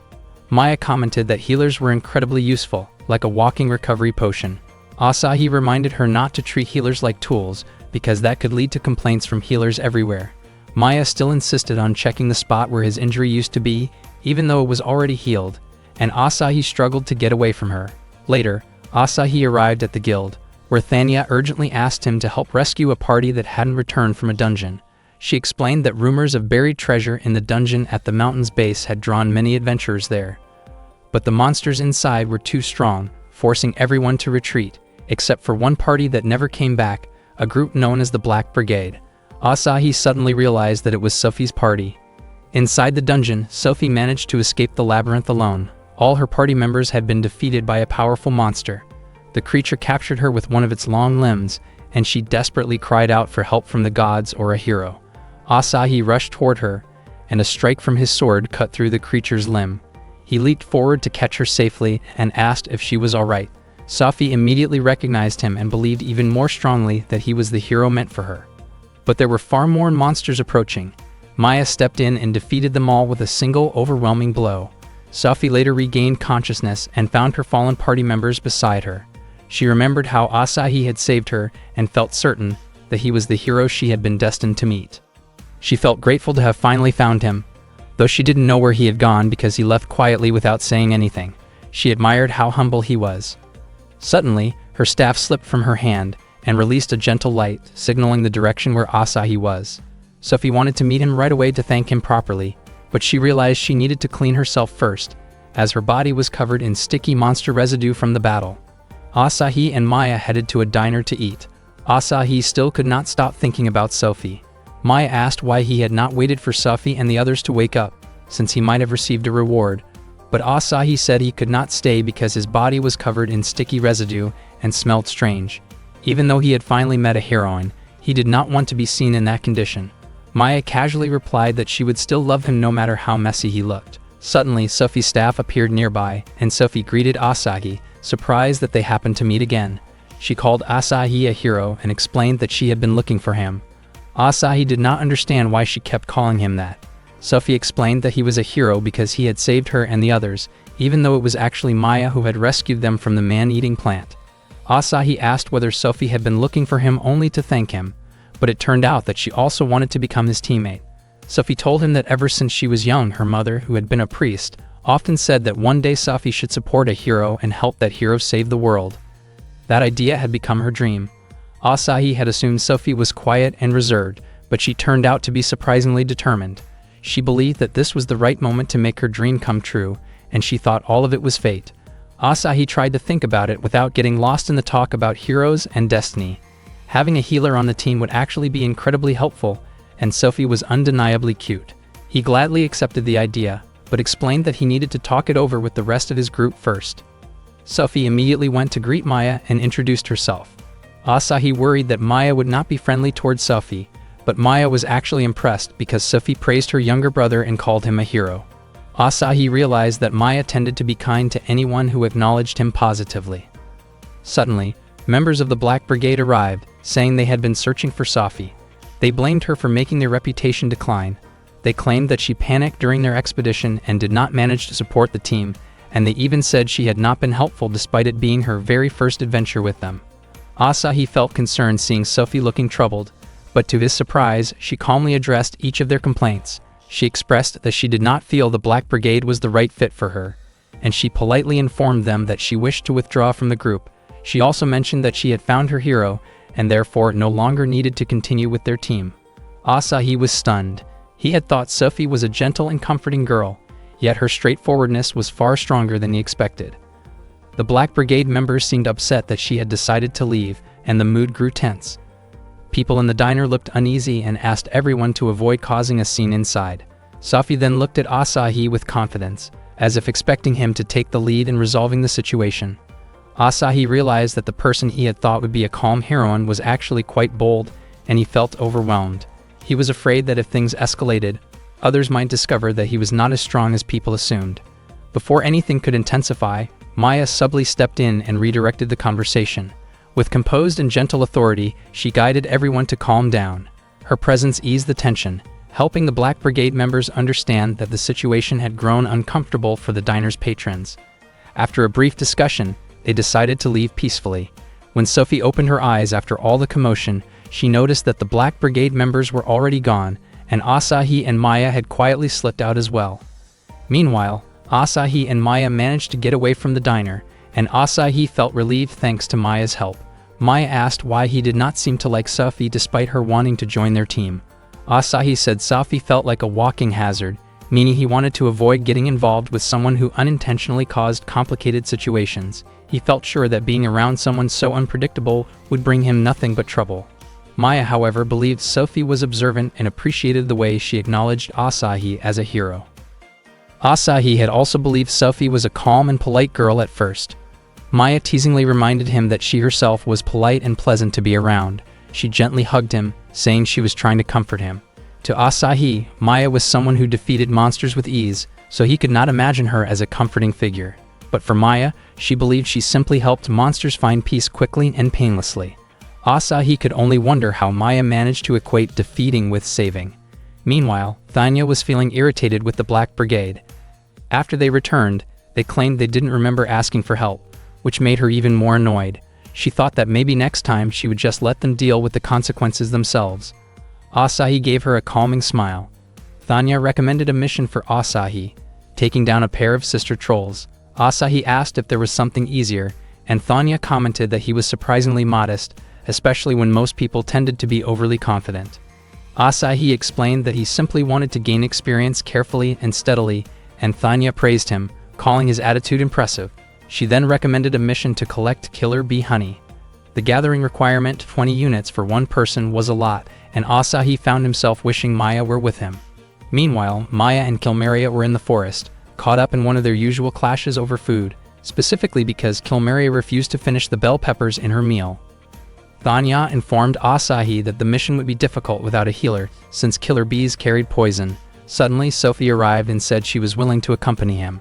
She was thrilled to finally find Asahi again, while he was confused about why she kept searching for him. As always, Sophie insisted on becoming Asahi's partner. Even though she was adorable, Asahi wanted to decline gently. Before he could do that, Thanya immediately registered the mission for both of them. Asahi and Sophie arrived in the forest where the killer bees lived. Asahi was stung by one of the poisonous bees, and Sophie quickly healed him. When another bee flew toward her, Asahi swiftly drew his sword and took it down. Protecting a girl while the two of them were alone actually felt nice, and for a moment, Asahi felt like the protagonist of a story. He knew it was something he could never experience while Maya was around. Sophie asked why Asahi's combat style seemed less impressive than she expected. She wondered why he wasn't fighting at full strength, considering he had easily dealt with the man-eating plants and the Black Brigade. Yet when it came to killer bees, he only knocked them out instead of defeating them completely. Asahi struggled to answer and eventually told her that fighting recklessly could disrupt the monster ecosystem, especially since this was a gathering mission. It would be different if the mission were a hunting job. Then he would eliminate them all. Sophie called him an amazing hero and said she could only admire him. She added that she needed to work hard to be worthy of being his partner. Asahi thought Sophie was genuinely kind, and he started feeling bad for being a little rough toward her earlier, especially since she hadn't caused any problems so far. Sophie said she was sure Asahi was a true hero and would never act carelessly like the Black Brigade. Her words felt a little too sharp for Asahi, but they continued the mission. Eventually, they managed to collect 10 units, half of what they needed. Sophie said she wanted to step away for a moment and asked Asahi to wait there. Asahi realized the mission wasn't as bad as he expected. After some time, Sophie suddenly screamed his name. Asahi ran toward her as fast as he could. She was being chased by a swarm of killer bees, including a massive one. Asahi wondered what she had been doing. It turned out Sophie had intentionally lured all of them so they could gather honey more effectively. She also said it was Asahi's chance to defeat them all at once. Sophie was confused when Asahi started running away instead, but Asahi was terrified that using his real power might expose him and put him in danger. Suddenly, Sophie tripped and fell, shouting in fear. Asahi felt he had no choice but to act, even without Maya. He believed that, at the very least, a hero should be able to protect someone in need. Just as he prepared to draw his sword, a massive chunk of earth crashed down and defeated all the killer bees at once. Sophie was amazed, thinking Asahi had used earth magic to take them all out. She thanked him again for saving her. Their mission was finally complete thanks to Asahi and Sophie's healing magic. Sophie offered to carry the honey back and told Asahi to take a break. Asahi thought she really was a good person. He still couldn't understand what had just happened though. Suddenly, Maya and Kilmeria appeared. They had just finished their fight and ended up moving into that area. Their battle had destroyed large parts of the forest and mountains. The pile of earth that hit the killer bees was actually a chunk of ground Maya had thrown at Kilmeria, which missed and flew toward the bees instead. Kilmeria asked why Asahi was there.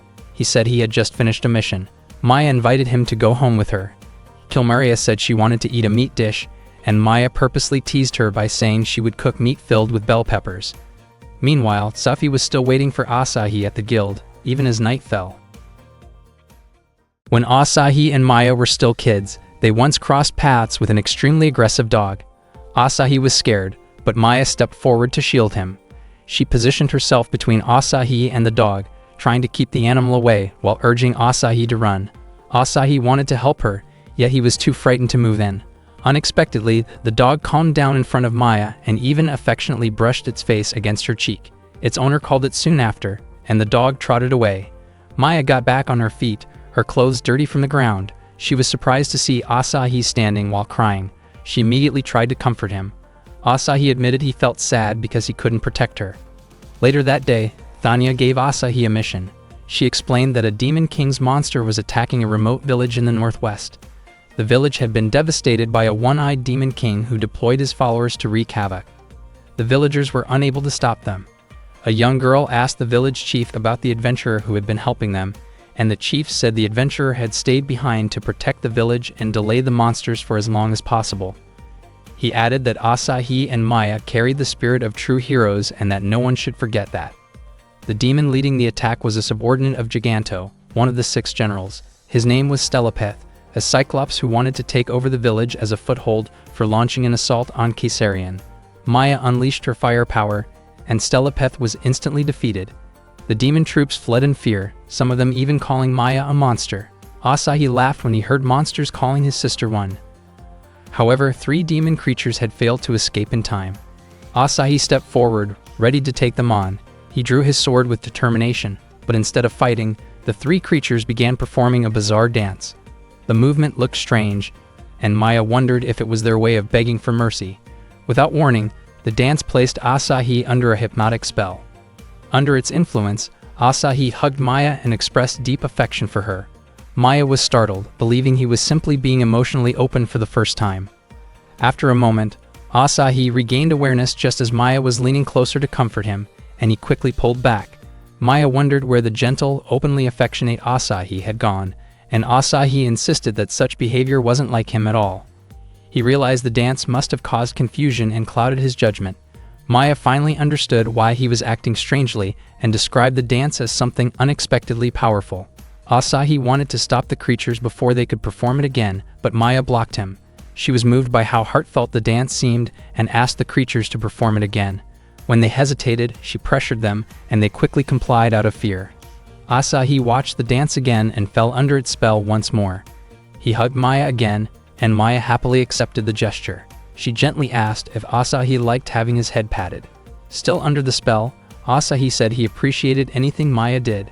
Overwhelmed with emotion, Maya reacted impulsively by tapping him on the head when he was about to regain consciousness, unable to handle the sudden shift in his behavior.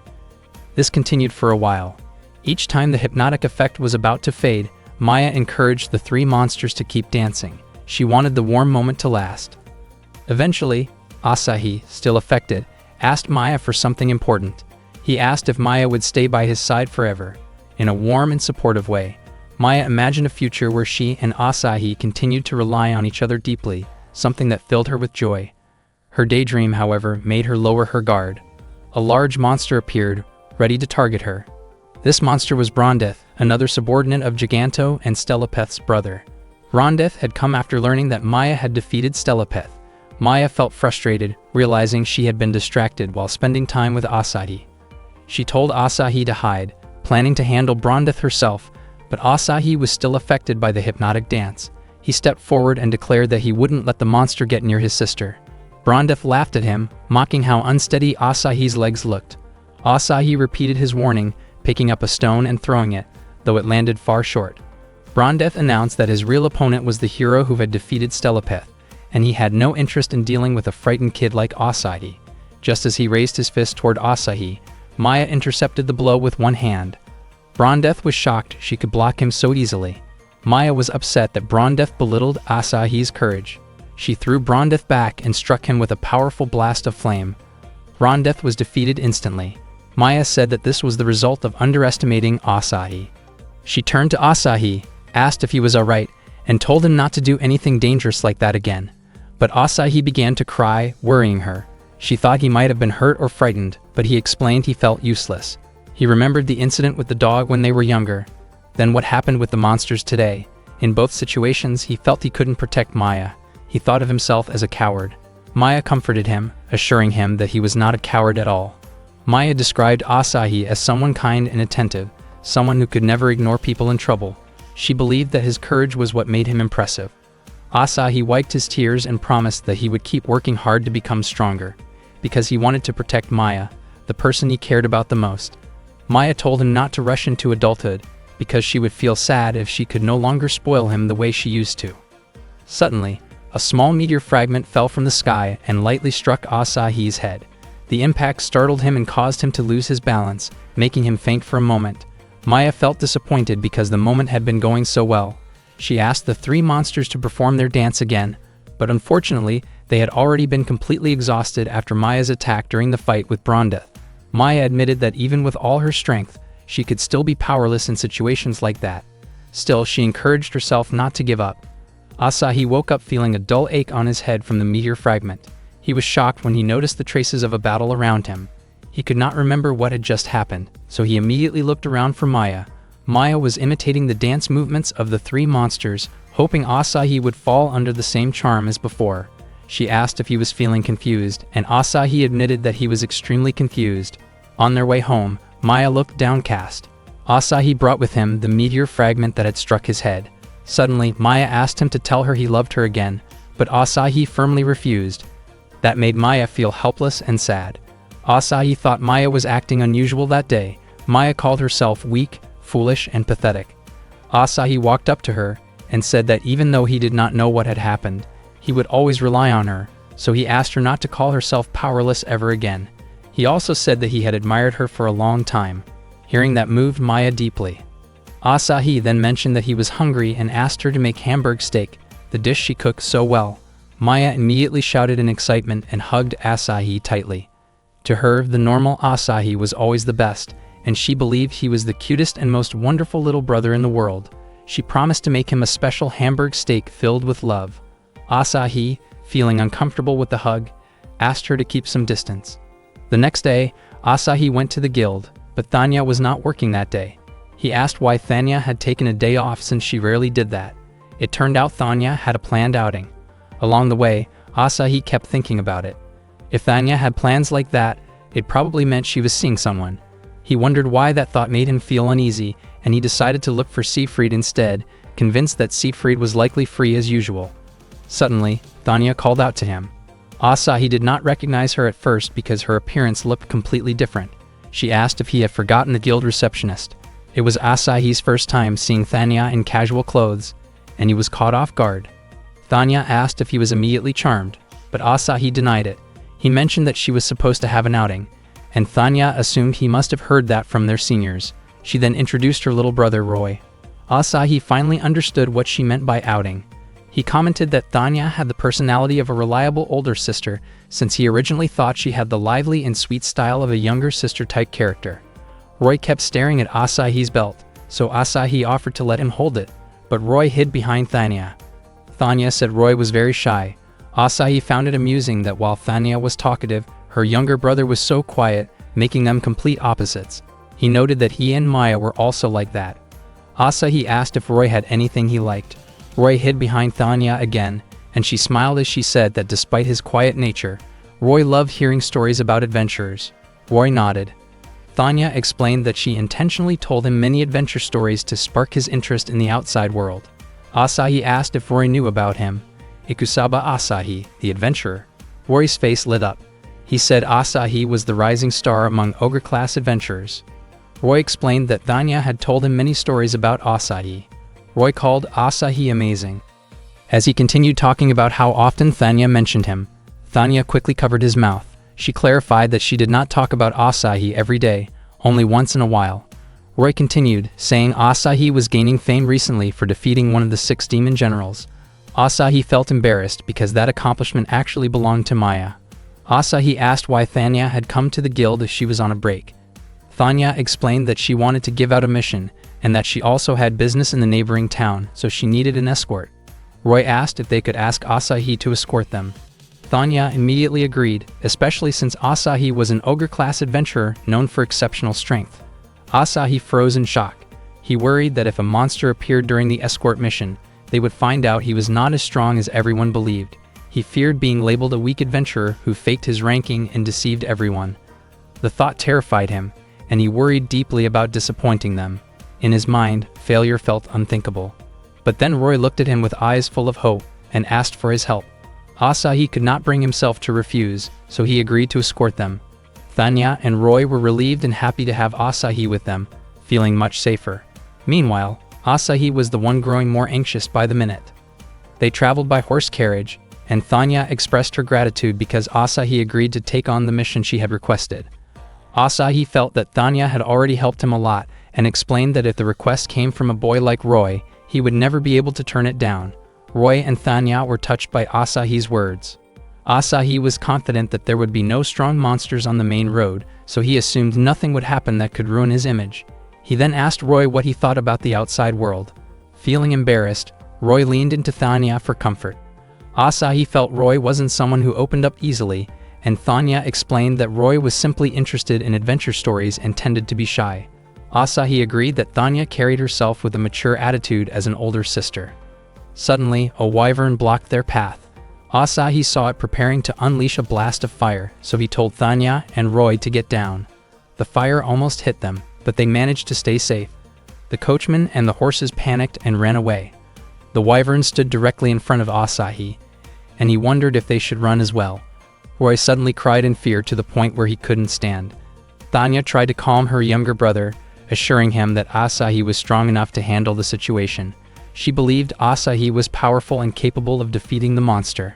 Asahi grew even more anxious when he saw the hopeful look in their eyes. Thanya comforted Roy again, reminding him that she was always by his side. This made Asahi think about Maya, who always protected him, and he realized that it was his turn to protect someone else. He unsheathed his sword and swung it at the wyvern, but it had no effect.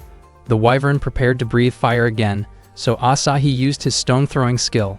The stone flew straight into the wyvern's mouth, and Asahi hoped it had done something, but it didn't affect the creature at all.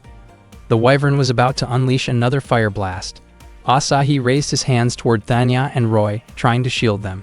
The wyvern looked as if it would release the attack, but its body suddenly burned and collapsed under a burst of flames. Asahi wondered if he had somehow defeated it. Thanya and Roy praised him, saying he looked incredible. Roy felt guilty for being so scared and unable to do anything. He called himself a coward and believed he could never be like Asahi. Asahi approached him and told him that none of that was true. He shared that he used to be timid as well and often relied on his older sister. He encouraged Roy to keep working hard so that someday he would be able to protect Thanya. Roy was deeply moved and promised he would keep striving. Thanya walked up to Asahi and thanked him for protecting her and Roy. They shook hands. Roy then pointed out that the carriage was damaged and the horses had run off, so he wondered how they would get home. Asahi invited them to walk back together, especially since the town wasn't too far. Roy became excited and held both Asahi's and Thanya's hands as they walked. He even wished another monster would appear so he could watch Asahi fight again. The wyvern from earlier, still barely alive, attempted to release another flame attack. Fortunately, Maya arrived in time, pinned its head down, and neutralized it with a precise and powerful strike. She stated that the wyvern had already been defeated by Asahi and said she wanted to celebrate his achievement that night. That day, Asahi felt exhausted after wrapping up a difficult mission. He knew things could have ended badly if Maya and Kilmaria had not been there. Maya mentioned that protecting Asahi was easy with her strength, while Kilmaria commented that her power was the one that settled the entire mission. Maya became annoyed and accused Kilmaria of stealing her effort. Kilmaria then asked if the last mission had made Asahi level up.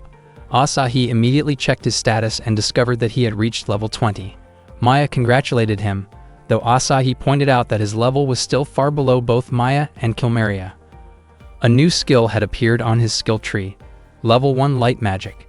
Kilmaria explained that the world's energy was divided into 8 elements: fire, water, wind, earth, ice, lightning, light, and darkness. Her affinities were fire and darkness. Asahi recalled that in many RPGs, holy light was often the symbol of justice, and that many protagonists used it. He imagined heroes wrapped in radiant light driving away evil shadows, and the idea filled him with excitement. Kilmaria remarked that Asahi was being rather blunt, saying that right in front of her. Suddenly, a bull started running toward Asahi in a panic. Maya moved to calm it down, but Asahi stopped her because he wanted to face it himself and try out his new skill. When he focused, a magic chant suddenly surfaced in his mind. After he spoke the chant for light magic, his body emitted a bright glow that briefly stopped the bull in its tracks.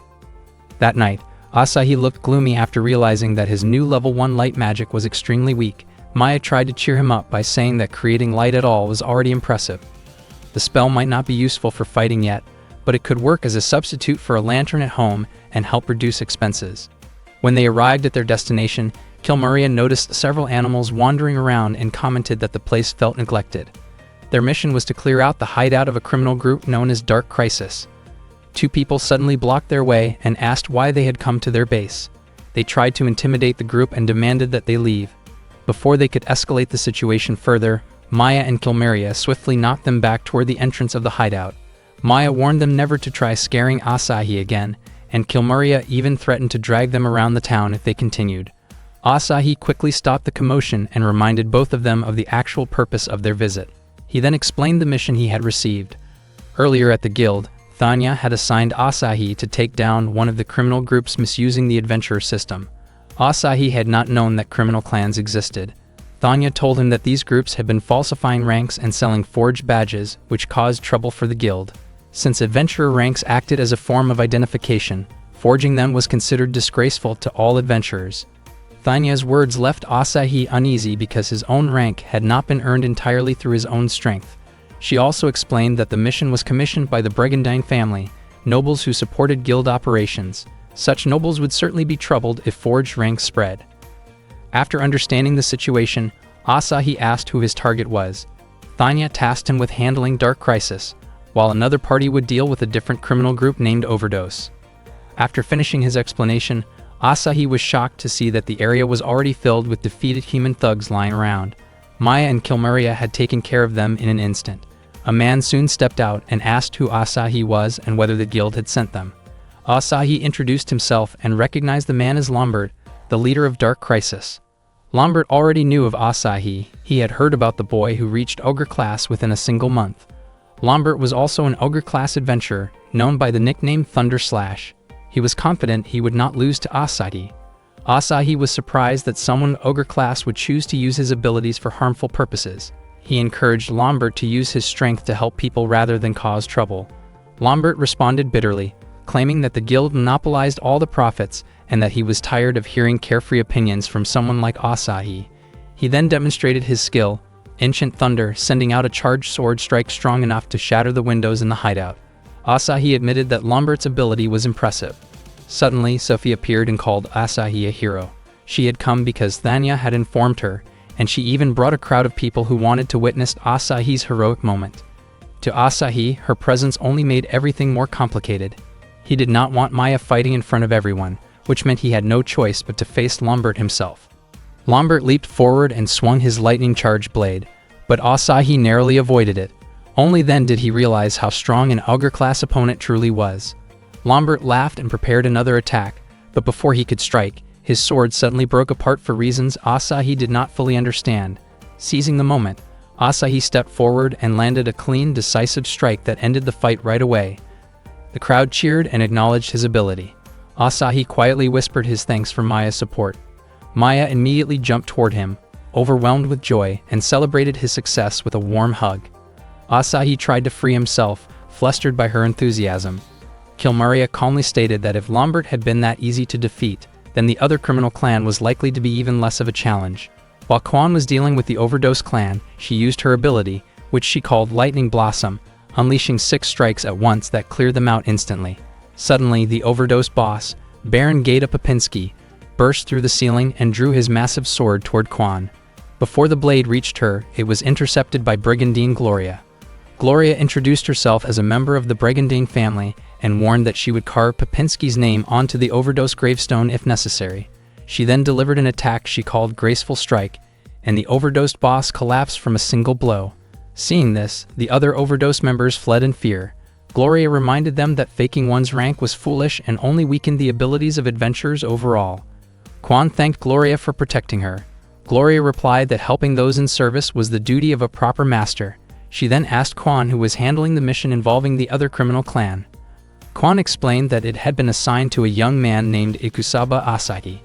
Gloria recognized Asahi as the adventurer who had risen in rank faster than she had. Her suspicions grew, sensing something dishonest behind his rapid progress. She wanted to confirm Asahi's real abilities by crossing swords with him. Meanwhile, the villagers were celebrating Asahi for saving their home.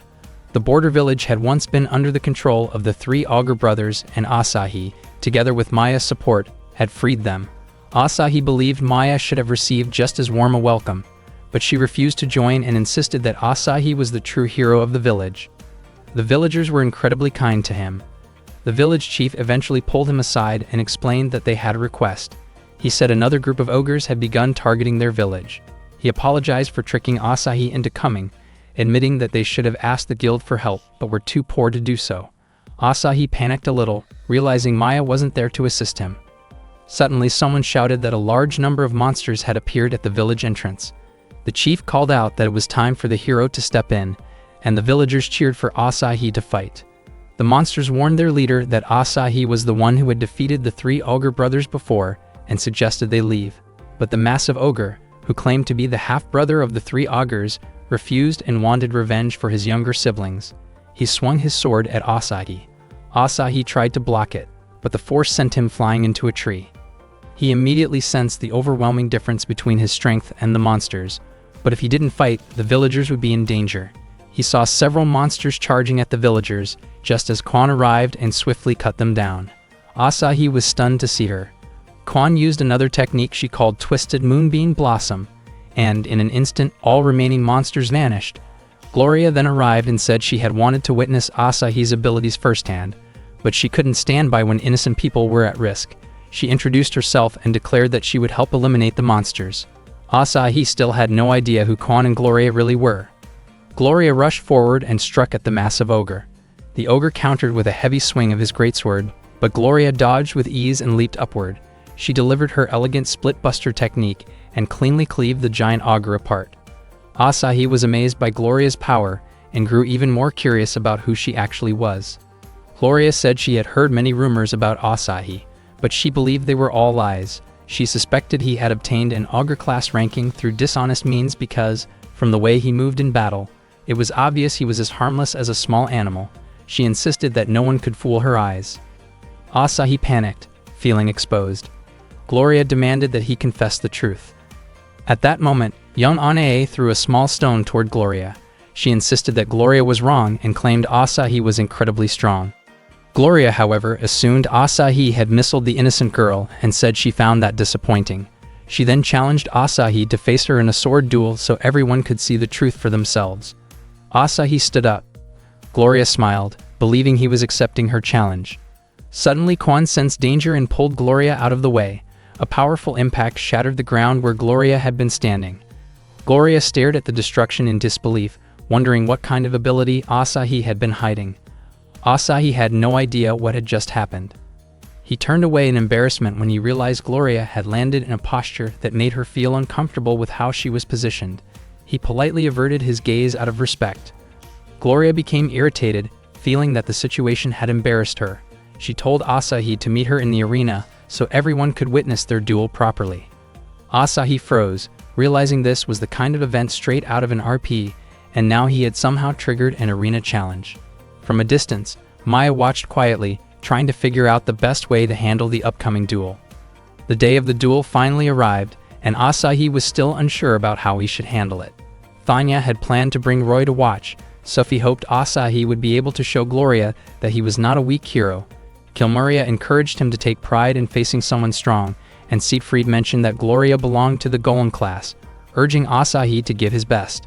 Maya had only recently learned that Gloria was the daughter of a guild supporter and part of the Golem class, ranked just below the God and Dragon classes, making her someone quite formidable. Asahi admitted that he was worried the fight might end the same way it once did for the third ogre stepbrother who crossed paths with someone too strong. He had no idea what to do. Maya tried to calm her younger brother by quietly promising that she would support him with magic as usual. Asahi felt he couldn't rely on her this time because too many people would be watching. Maya told him that he needed her support even more now that he felt cornered, and she reminded him that he had truly grown stronger. She encouraged him to trust himself. Asahi eventually agreed. The duel between Asahi and Gloria soon began, and the arena was already packed with spectators. Thanya, Roy, Sophie, and Siegfried were among them. Both fighters stood in the center of the arena. Gloria signaled that it was time to see Asahi's abilities, while Asahi reassured himself that he would fight using his own strength. Kilmaria worried about whether Asahi would be okay, especially since the girl he was about to face was considerably strong. Maya reassured her that she would step in to help if Asahi ended up in real trouble, which eased Kilmaria's concern. Suddenly Kwan, known to be Gloria's attendant, approached Maya and Kilmaria. Maya noted that Kwan was quite perceptive. Down in the arena, Gloria raised her sword toward Asahi, who quickly dodged her strikes. Attack after attack came his way, and all he could do was avoid them while quietly waiting for the moment Maya might assist him. When Gloria drove her sword into the ground, Asahi stepped back to evade it. Gloria questioned why Asahi still hadn't attempted to strike. Asahi hesitated, unsure whether he could win without Maya's help. When the sound of a powerful attack echoed through the arena, Kilmaria panicked and prepared to rush in to protect Asahi, while Kwan moved to stop her. Kwan froze the moment she sensed Kilmaria's aura. Kilmaria was about to unleash her strength, but Maya stopped her immediately. Kilmaria insisted that Asahi might get hurt, but Maya explained that her little brother often surprised everyone when it mattered most. Gloria eventually used a powerful technique called Graceful Strike, which Asahi narrowly avoided again. The fact that he still wasn't counterattacking frustrated her. Asahi realized he needed to figure out her weakness. When he finally prepared to swing his sword, Gloria instantly retreated as far as she could, still wary of the magic blast she once believed came from Asahi rather than Maya. Seeing her reaction, Asahi tried to take advantage of that opening. Before he could act, Gloria leaped upward and used a technique called Elegant Split Buster to strike from above. Asahi responded by activating his flash skill, producing an intense burst of light that filled the arena. Gloria, who was looking directly at him, lost her balance and dropped her sword. She recognized that Asahi had used a visual disruption technique and insisted internally that she wouldn't lose so easily. Asahi then extended his sword, signaling that the match was over. The crowd erupted in cheers, celebrating his victory. Gloria wondered why Asahi had managed to defeat her without even swinging his sword. Asahi explained that he couldn't bring himself to attack a girl directly. Hearing that, Gloria became flustered, accepted her loss, and left the arena. She even mentioned wanting to meet him again sometime. Asahi simply felt that he had encountered yet another unusual girl. That morning, Kilmaria was still tipsy and tried to get Asahi to drink with her. Asahi explained that he needed to work on a mission. Kilmaria commented that he was always so diligent, yet she kept insisting that he should stay with her for a drink that day. Maya quickly pulled Kilmaria aside, reminding her not to bother Asahi. She described Kilmaria drinking early in the morning as the behavior of someone who lacked direction, though Kilmaria pointed out that she was not human but a demon. Maya then told Kilmaria to stay home and reminded her to limit herself to just one bottle of shake a day. Kilmaria was frustrated. She felt she was being stuck with a boring chore, while Asahi and Maya went out to have fun. She asked to at least be treated like a guest. Asahi and Maya then headed out for their mission. Maya was actually uneasy about leaving someone in that condition alone at home. She encouraged Asahi to finish quickly so they could return soon. Asahi explained that their mission for the day was to find a golden flower deep within the Tolkstay Plains. Suddenly, Sophie's voice echoed as she called out to Asahi, referring to him as a hero. Asahi immediately recognized that cheerful voice that usually signaled trouble. Sophie shouted that Thanya had told her Asahi had accepted a gathering mission, and she begged him to take her along as well. She greeted Maya politely. Asahi had hoped to complete the mission quietly that day. Maya suggested that, if the item was hard to find, it might be better for more people to work together. Asahi reluctantly agreed, and Sophie proudly claimed she was very skilled at finding items. Asahi did not expect that. Sophie demonstrated her ability by praying to the gods and asking them to show the path a hero should take. She dropped her staff, letting it fall in a random direction, which she took as a sign. Asahi was convinced it was pure guesswork. The three of them continued walking until they reached the Twelfth-day Plains. There, they found a fork in the road. Maya asked which path they should take. Sophie offered to use her fortune-telling method again, but Asahi refused. Maya reminded them that the mission had to be completed that same day, so they did not have time to wander around aimlessly. Sophie suggested splitting up, though she clearly wanted to stay with Asahi. Asahi insisted that if they truly had to split, he preferred going alone and told Maya to go with Sophie. He whispered to Maya that staying with Sophie would only lead to trouble. Maya, however, worried about letting Asahi go by himself. She eventually decided to go with Sophie and mentioned she would use the opportunity to share stories from Asahi's past. Asahi shouted back, reminding Maya not to say anything strange. Finally, Asahi was able to walk peacefully on his own. Suddenly, a goblin jumped out and blocked his path. Since only one appeared, Asahi felt confident he could handle it. But another goblin suddenly leaped from behind, ready to attack. As Asahi turned, the goblin was instantly scorched by magic. When the first goblin attempted to attack him, flames erupted and stopped it. Kilmeria then appeared and asked if Asahi was alright. Asahi asked if she had been the one who helped him with magic, surprised to see her there. Kilmeria explained that she had gone for a walk after drinking her shake and had wandered pretty far. Asahi smiled and thanked her.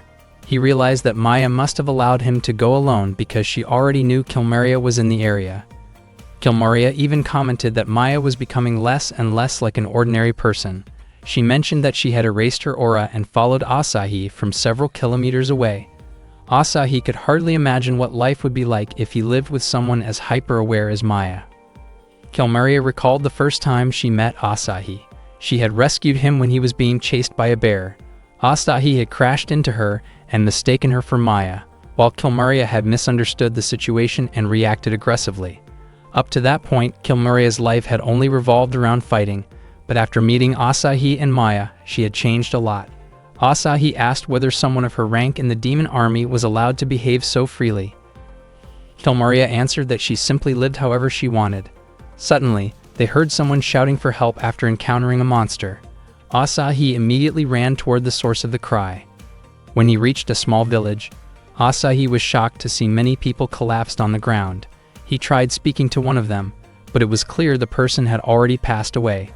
Asahi saw a monster absorbing the faint glow of human souls. He approached the creature, and the monster seemed surprised that an adventurer had appeared in such a place. The creature summoned skeletons to fight Asahi. It was a necromancer, using magic to control the spirits of the dead. Asahi destroyed the skeletons with his sword. The necromancer attempted to drain Asahi's soul, but Kilmeria arrived just in time to protect him. Her attack sent the monster flying back. The monster realized she was one of the 6 demon generals, known as Kilmeria the Destroyer. Kilmeria asked why the monster was acting recklessly there. The creature explained that it served Woodvoss, one of the 6 demon generals, and introduced itself as the mage Malvacanth. It admitted it had not expected to encounter Kilmeria while attacking a village out of boredom. Asahi wondered how Malvacanth viewed humans. Malvacanth explained that he only sees the souls of insects and admitted that he was no match for Kilmeria. He then attempted to invite Kilmeria to attack the capital and destroy humans together. Asahi protested, believing that Kilmeria would never do something like that. Even though she was sometimes tipsy, lazy, and gloomy, Kilmeria was honest, kind, and had helped him many times. Malvacanth responded with disbelief at Asahi's statement and urged Kilmeria to eliminate Asahi and leave with him, even calling Asahi foolish. Kilmeria became annoyed and told Malvacanth not to speak carelessly to her, calling him foolish as well. She released her attack, Flame Lance, and defeated Malvacanth. The human souls he had taken scattered into the sky and returned to their bodies, and the villagers would regain consciousness in time. Asahi asked if Kilmaria was sure about defeating Maldicanth and wondered if he had been her ally, but Kilmaria stated that she did not know him. She added that when someone insulted her younger brother, she felt obligated as an older sister to act cool. Asahi smiled at her explanation.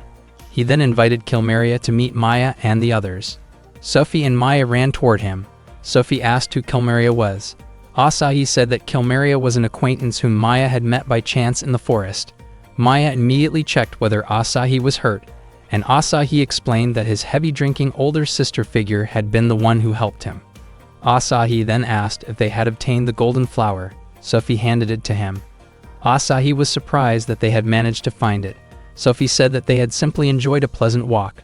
While Maya and Sophie were walking earlier, Maya told Sophie that young Asahi used to crawl into her blanket whenever he felt scared, and Sophie was shocked to learn that her little hero had once been like that. Sophie had found the golden flower and approached it, unaware that a large rock was about to fall on her, but Maya responded quickly and destroyed the danger before it reached her. That day, Quan tried to wake Gloria in her room. Since Gloria was hard to wake, Quan pushed her gently.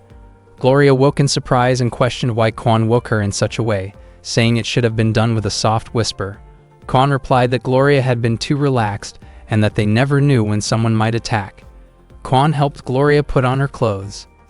Gloria insisted that no one would ambush her and that besides, Quan would always protect her, so she felt safe enough to sleep soundly. Once preparations were done, it was time to proceed with their plan. Gloria insisted on handling the mission herself as best as she could, while Quan was assigned to provide support in case of emergencies. Meanwhile, Asahi returned to the guild. Thanya praised him for defeating the necromancer Maldicanth and continued to call him impressive, even though Kilmaria had truly been the one who defeated the demon forces. Thanya was confident that Asahi would soon advance to the Golem class. Without realizing it, Asahi's reputation continued to rise. Thanya invited him to celebrate his rank progress and asked what he wanted to eat, and Asahi said that he wanted eel. Gloria happened to witness their conversation from behind a window. On his way home, Asahi felt uneasy because his reputation was growing in ways that did not match his true abilities. Gloria deliberately approached him on the road, pretending it was a coincidence, although Asahi sensed that she had been waiting for him. Gloria was happy that Asahi still remembered her, and Asahi said that he could never forget her, although he actually remembered her as someone unusual. Gloria became too nervous in front of him and called for Quan. Quan arrived quickly and was confused because Gloria had previously said she could handle everything alone. Gloria admitted that she felt overwhelmed and asked Quan to stay by her side. They had practiced their approach beforehand, but Gloria's mind went blank the moment she stood before Asahi. Asahi asked what Gloria and Quan were doing there. Quan innocently explained that Gloria had wanted to see Asahi again. Gloria became flustered because Quan revealed it. Asahi asked whether Gloria still suspected him of faking his rank. Quan attempted to clarify the truth, but Gloria stopped her and stated that she still had doubts. She invited Asahi on a mission with them that very day to verify his abilities. Gloria explained that there had been reports of adventurers disappearing in the maze-like forest. She and Quan had accepted the mission to investigate the cause, and Gloria believed Asahi could help while she evaluated his rank. Quan whispered that their original plan had been to invite Asahi for tea together. Gloria mentioned that going out together could be considered a date. Quan wondered how it could be called a date when she was tagging along with them, and added that the forest was far too eerie for something like that. Quan then suggested that Gloria should show her cute side to Asahi, but Gloria had no idea how to do that. Quan advised her to hold Asahi's hand so they wouldn't get lost in the confusing forest. Unfortunately, Gloria grabbed Asahi's hand too tightly, making him uncomfortable. She immediately asked Quan for another idea. Quan told her to pretend she was scared and ask Asahi for a reassuring hug. Gloria followed the suggestion, but once again held on too firmly, and Asahi ended up feeling the strain. Quan then recommended that Gloria brush off a leaf stuck on Asahi's head, but she did it so roughly that she accidentally shoved him to the ground. Asahi assumed he deserved it as a kind of punishment for having faked his ranking. Asahi felt his stamina slipping, but Quan commented that for someone classified as an augur type, that level of impact shouldn't have bothered him at all. Asahi quickly insisted he was fine. He asked Quan if she also struggled keeping up with such an energetic master. Kwan replied that Asahi was basically in the same situation, constantly followed around by Maya and Kilmeria. That surprised Asahi, who hadn't expected Kwan to know about them. Kwan said she had met them once and sensed overwhelming power from them, and she was certain Asahi must have had a tough time keeping up with them. She then added that she had plenty of similar stories herself. Gloria was confused by how smoothly Asahi and Kwan were talking. She grew curious about what they were discussing so naturally. The deeper they went into the forest, the harder it became to see the path ahead. Asahi used his flash skill to light the way. They were all shocked when the light revealed several people trapped inside trees, adventurers who had been reported missing. Suddenly, a trent appeared, startling them. They assumed that the creature was responsible.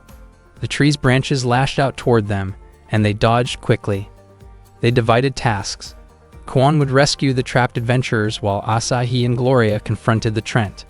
Asahi asked Gloria to work together with him, which made her nervous since it was her first time teaming up for real. Because she wasn't careful, Gloria was ensnared by the trent's branches. They wrapped tightly around her and lifted her upward. Even while stuck, she worried more about Asahi and Kwan. She grew confused when she noticed they had suddenly frozen in place, staring upward. They had clearly seen something they weren't expecting after her clothing shifted from the movement, leaving everyone embarrassed.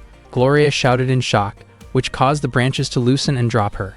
She quickly recovered, summoned her noble rose blade, and delivered a swift series of strikes, shattering the trent into pieces. With that, the mission for the day was complete, and Asahi prepared to head home. Gloria admitted that the day had been terrifying. Kwan told her that thanks to her, all the adventurers were saved. Gloria said it had been her first date with Asahi, even though Kwan had been there too. Kwan teased her, saying the events of the day would definitely stay in Asahi's memory, especially the part where her outfit had almost caused a misunderstanding. Gloria felt mortified and hoped Asahi would forget that moment entirely. That morning, Asahi was still fast asleep when someone suddenly opened the window in his room, waking him up. He thought Maya had come to wake him, but Kwan was actually standing right in front of his face. Asahi was shocked and wondered how Kwan had entered his room. Maya had apparently allowed her to come in, and Asahi was confused about why Maya could act so casually around him. Kwan explained that she needed Asahi's help. Asahi soon followed her to Gloria's house to help move belongings to a horse-drawn carriage. Once everything was taken out of the house, all that was left was to wait for Gloria to arrive. Asahi felt exhausted. Asahi continued organizing the luggage and picked up a flower vase. Asahi panicked and nearly dropped it, only to realize Kwan had been teasing him. Not long after, Gloria's voice echoed through the area as she announced that she was leaving the house. Several servants tried to convince her to stay, and when they insisted, she forcefully pushed them away without causing serious harm, making it clear she wanted to make her own decisions. Asahi became worried about her walking out like that.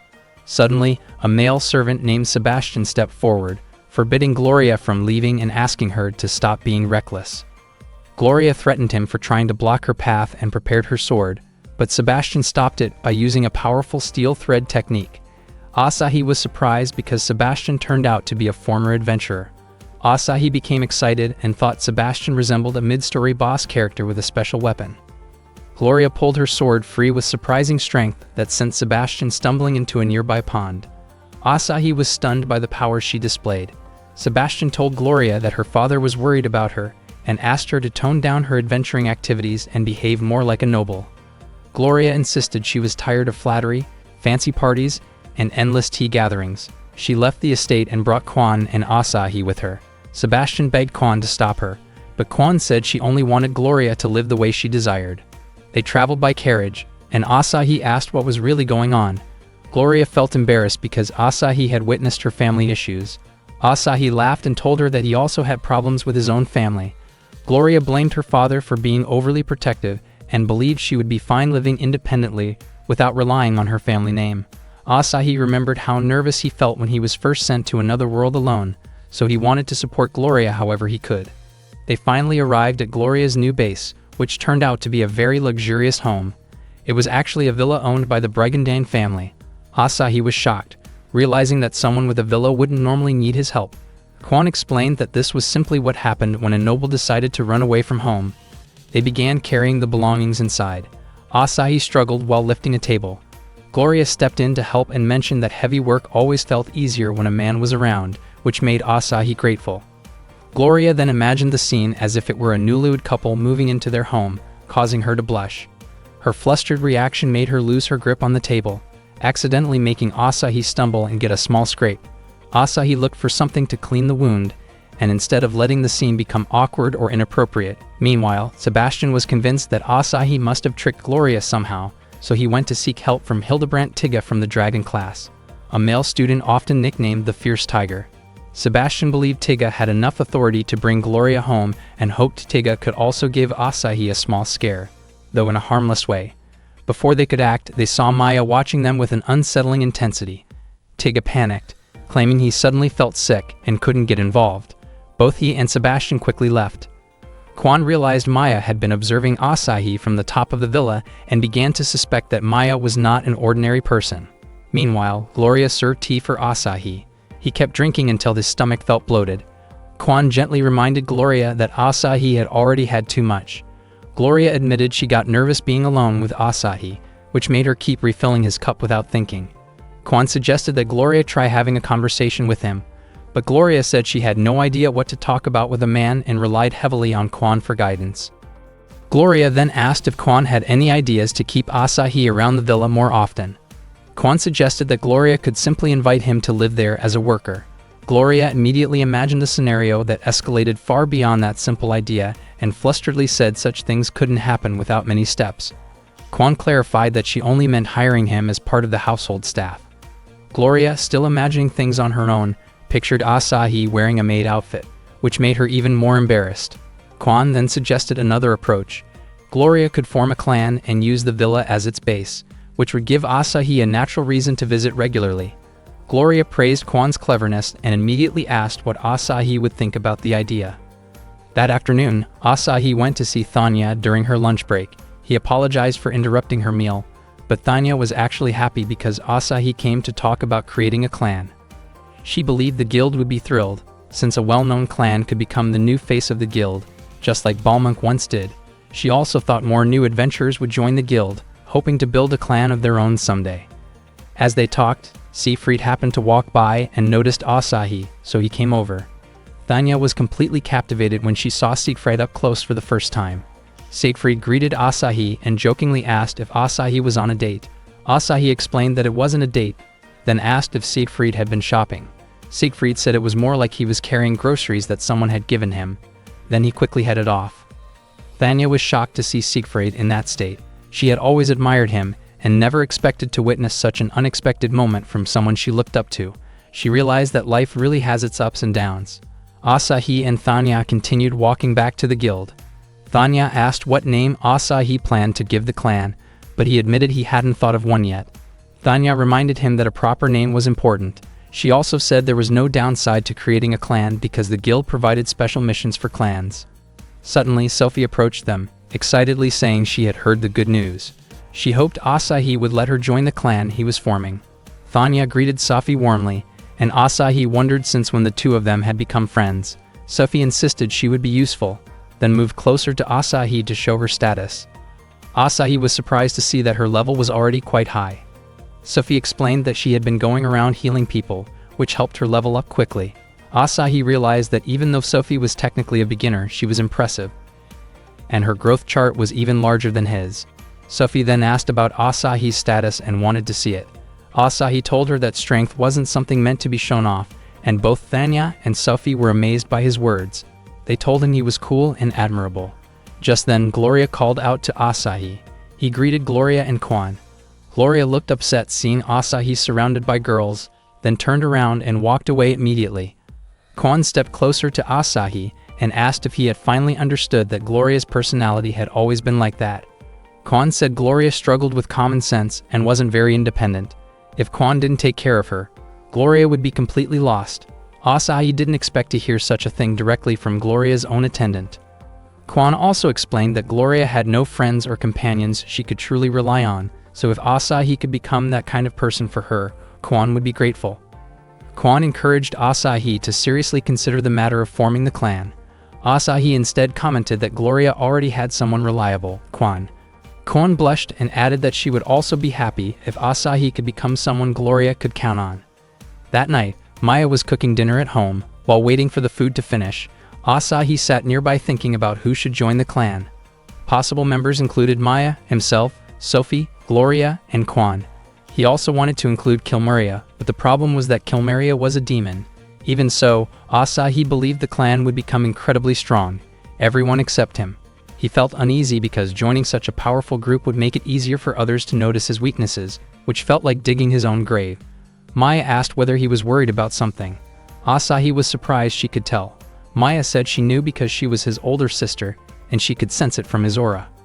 During dinner, Asahi told Maya that he planned to form a clan, and Maya said it was a great idea. But to Asahi, creating a clan also meant creating more problems.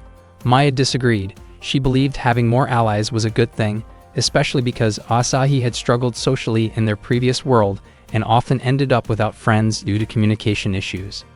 Asahi quickly asked Maya not to bring up his introverted past. He said that Maya was the protagonist in this world, so he wanted her to be the one making big decisions. Maya disagreed. She insisted that Asahi was actually the protagonist. She reminded him who protected Kilmaria, who worked hard to support Safi, who crossed swords with Gloria, who earned Gloria's admiration, and who gained Kwon's trust. And all of that was Asahi. She said she only helped a little. Asahi pointed out that his stats were low and his skills weren't impressive yet, but Maya told him that strength wasn't defined by numbers alone. She asked him to believe in himself more, because he wasn't weak anymore, and to her, he was a little brother she was proud of. Asahi was moved to tears hearing those words from Maya. The clan was finally formed, but the situation turned urgent because Asahi had been turned into stone by a basilisk, a lizard-type monster capable of petrifying anyone who locked eyes with it. Maya admitted the incident was her fault for assuming the treasure hunting mission would be easy. Kwon planned to ask Kwon whether he had any items that could cure petrification. Gloria intended to defeat the monster that might drop such an item, and Selfie decided to head to the church to look for solutions. Maya asked Asahi to wait just a little longer. Asahi never expected something like this to happen to him, becoming stone while remaining fully conscious. Maya mentioned that he still looked adorable even as a statue. She leaned in close with a playful expression as if she intended to tease him, making it clear she was only joking. She placed him in her room, hoping staying close might somehow help. At that moment, Asahi felt cold, stiff, and uncomfortable to rest against. Maya gently brushed the surface of his stony body, and even though Asahi felt awkward, he couldn't react at all. In the end, nothing Maya tried made any difference. Kwon returned saying Huan had run out of petrification remedies. Sophie reported that the church couldn't store a statue of a hero, and Gloria explained that her item drops only yielded money. Maya tried thinking of other possibilities and wondered whether warm water might help. She then suggested everyone take a bath together so they could wash the hero's statue and keep him clean. Asahi became increasingly nervous when the group began preparing for the bath. They soaked in a small communal bath and placed Asahi in the center. Their exhaustion faded for a moment, and Gloria mentioned it was her first time experiencing the kind of cramped bath that common folk used. Asahi grew even more anxious being surrounded by the girls in such close quarters. He felt it was a situation that shouldn't normally happen. Maya gently brushed the surface of his stone form again, wondering aloud why even warm water didn't help. Asahi wondered why Maya chose to stand so close to him when he couldn't shut his eyes or turn away, which made the situation even more uncomfortable for him. Gloria promised she would find a way to cure him someday, and both she and Safi moved closer with hopeful expressions. Maya smiled, realizing Asahi had many good friends who cared deeply about him. That night, Kilmaria returned home. After bathing Asahi, Maya began to suspect that the type of cure she needed might be similar to the fairy tale idea of a prince waking a princess from a curse. She leaned in as if considering that option, while Asahi silently panicked and hoped she wouldn't actually follow through. Just when her face drew close, Kilmaria suddenly pushed her aside and questioned what was happening. Maya fell to the floor and, feeling frustrated, asked why Kilmaria had intervened so abruptly. Kilmaria replied that she should instead be asking what Maya had been trying to do. Maya explained that she had only wanted to cure Asahi's petrification with what she believed might work. Kilmaria finally understood that Asahi had been hit by a basilisk's gaze. Maya insisted she wouldn't allow Kilmaria to claim Asahi's first anything for herself. Kilmaria calmly stated that such an approach wouldn't heal him anyway. She then used her total healing magic, and Asahi instantly returned to normal. Maya immediately checked whether he was alright. Asahi said he felt fine and thanked Kilmaria, surprised that she could use restoration magic. He felt relieved to have been saved by her. Kilmaria hugged him gently, saying it must have been difficult staying conscious while trapped in a stone body. Maya only then realized that Asahi had remained aware the whole time. Feeling embarrassed, Asahi mentioned he hadn't meant to see anything he wasn't supposed to during the bath, since he had been unable to look away. Kilmaria had no idea what they were talking about. Just then, Sophie called out from the bath area asking for a towel, and Maya hurried to fetch one. Kilmaria requested a small reward in the form of money to enjoy a drink later. Maya went up to her room afterward, reflecting quietly on everything, especially the overwhelming embarrassment she now felt toward Asahi. That day, the beach was filled with visitors enjoying their time in the sun. A couple was playing near the shoreline when the woman suddenly noticed a shark fin cutting swiftly through the water toward them. She froze in fear and wasn't able to move away before the creature rushed past, causing panic around the area. Meanwhile, Asahi and Maya stopped by the guild to request a mission. The task they received was to hunt sharks. Sharks were known as fierce sea creatures, and Thanya explained that lately there had been several incidents near Lupercalia Beach. Asahi declared that this mission should be handled by the Super Asahi Corps. The name of the party composed of Asahi, Maya, Sophie, Gloria, and Kwan. Maya wondered if sharks were really that dangerous compared to wyverns and augurs. Asahi asked whether Maya still hadn't realized that sharks should never be underestimated. He explained that sharks practically pioneered monster movies and were a serious threat in the water. Recently, he added, sharks had even appeared with tornadoes, grown multiple heads, or turned into mechanical versions of themselves, so they were portrayed as dangerous on land too. Maya was surprised to learn that sharks had evolved that far in popular stories. Asahi noted that since they were in another world, sharks here might be even more formidable. Once they arrived at the beach, Maya pouted when she realized her plan to spend time alone with Asahi had failed. The entire Super Asahi court had shown up, along with Thanya. Maya asked why everyone else had decided to come. Kwan explained that she and Gloria always kept an eye on Asahi, so they had left early to follow him. Meanwhile, Thanya said that Sophie had shown up at the guild early that morning loudly claiming that a hero had gone missing, so Thanya had no choice but to take the day off and bring her to the beach. Asahi apologized for causing trouble. Thanya smiled and said she would watch Asahi's work from up close. Asahi quietly told Maya that since everyone had come along, he probably should have invited Kilmaria too. Maya replied that Kilmaria had been deeply asleep and refused to wake up. Suddenly, Kwan announced that she had both good news and bad news, and she asked which one they wanted first. Asahi requested the bad news. Kwan reported that the mission had already been completed. Gloria and Kwan had taken down all the sharks because the creatures had attacked as soon as they arrived. Asahi sighed, realizing there wouldn't be any work left for him. Thanya commented that the Super Asahi court really was impressive. Asahi then asked about the good news. Kwan cheerfully replied that it meant they could all enjoy a full day at the beach.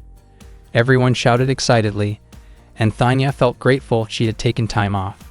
Maya mentioned that taking a break once in a while wasn't a bad idea and that they could relax there. Kwan then pointed out that their clothes weren't suited for the beach, so she had prepared outfits for everyone. Asahi changed into his shorts and admired the ocean view. Sophie suddenly approached him, saying she felt embarrassed because she was wearing a swimsuit she thought Asahi would like. Asahi quickly clarified that he wasn't obsessed with any specific swimsuit style. Thanya wore a swimsuit similar to Sophie's but with a different design. Kwan explained that both swimsuits had been custom-made. Asahi realized once again how wealthy the Brigandine family was. Maya wore something that resembled her usual outfit, but made out of swimsuit material. Kwan added that Maya's swimsuit had also been specially crafted, making Asahi wonder whether the impressive work came from the Brigandine family or Kwan herself. Then Gloria stepped out and showed the swimsuit Kwan had chosen for her. Kwan clapped happily, saying it suited Gloria perfectly. Asahi agreed and Gloria thanked him. Kwan confidently announced that Asahi's gaze was definitely focused on Gloria now. Gloria complimented Kwan's work in coordinating everyone's outfits. Suddenly, Kilmaria arrived to greet them, wearing a swimsuit with a bold design. Her appearance startled everyone. Maya immediately confronted Kilmaria, asking why she had chosen something so attention-grabbing, worrying it might influence Asahi in ways she didn't like. Thanya and Sophie became curious about what exactly the relationship between Asahi and Kilmeria was. Asahi explained that Kilmeria was Maya's friend. Gloria whispered to Kwan that she wasn't sure she could compete with Kilmeria, especially since Kilmeria could withstand Maya's reactions easily, which meant she clearly wasn't an ordinary person. Kwan realized the same thing and said they would have to switch to Plan B, changing all the swimsuits to simpler bikini styles. Kilmeria changed as well, but Asahi thought her new outfit still felt a bit too striking for his comfort. They got ready to start the game, which Gloria called a competition to win Asahi's favor. She explained that there would be 3 summer beach events. Kwan added that whoever won would be allowed to ask Asahi to do one thing for them. The girls immediately became interested, while Asahi looked uneasy since no one had asked for his opinion. Gloria imagined it as her chance to spend a calm night on the beach alone with Asahi. Sophie pictured winning so she could make a full artistic mold of Asahi and create statues to display around the entire town. Asahi was certain that every girl was thinking of something awkward if they became the winner. Still, the games were about to begin. The first event was beach volleyball. Everyone swung at the volleyball with full excitement, and eventually Maya and Kilmeria's team won the match. The second event was a crawling race to grab a flag, and Thanya won it with ease. The last event was hitting a watermelon while blindfolded. When it was Sophie's turn, she accidentally struck a very sensitive spot near Asahi, causing the group to pause in shock. To keep things safe and appropriate, the group simply treated it as a clumsy mistake and moved on. They wrapped up the sports competition by sharing watermelon together. Kwan tallied all the points and announced that the final winner was Maya. Maya asked Asahi to apply sunscreen on her back. Asahi commented that Maya really was good at everything. Maya answered that since the reward involved Asahi, she had to give it her all.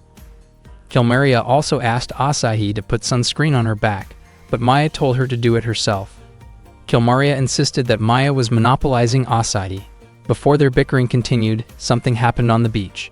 The group rushed over and found Sophie and Thanya surrounded by several sharks circling them. The shark-like monsters demanded to know if they were the ones who had defeated their relatives earlier. Gloria explained that those sharks had attacked them first, so they had defended themselves. The monsters had come seeking revenge. There were 10 of them. They were known as the 10 Sea Kings. The battle began. Maya faced Fire Shark using her Ice Storm powers, while Kilmeria fought Stone Shark with her Crimson Blaze abilities. Phantom Shark moved toward Asahi, who panicked, unsure how to respond. Thankfully, he quickly used his flash skill, blinding Phantom Shark long enough for the creature to dissolve into harmless light. Everyone praised his quick thinking. Gloria and Kwan then stepped forward to take on the remaining sharks. Kwan used her 6-strike lightning blossom technique, while Gloria's graceful strike created a huge whirlpool in the ocean that swept several sharks away. Unexpectedly, Red Orca appeared right behind Asahi and Maya. Red Orca attempted to attack Maya, but Asahi noticed it and moved to shield her. Unfortunately, the force of the attack sent Asahi into the whirlpool, pulling him underwater. Maya instantly dove in after him. Later that afternoon, Asahi woke up from unconsciousness and found himself lying on a beach. He didn't know where he was, but Maya was overjoyed that her younger brother had woken up, hugging him tightly. She said she had been terrified of losing him again, to the point where if Asahi had been sent to another world once more, she would have followed him without hesitation. Asahi thanked her and asked where the others were. Maya explained that when she tried to save him from drowning, she was pulled into the whirlpool as well.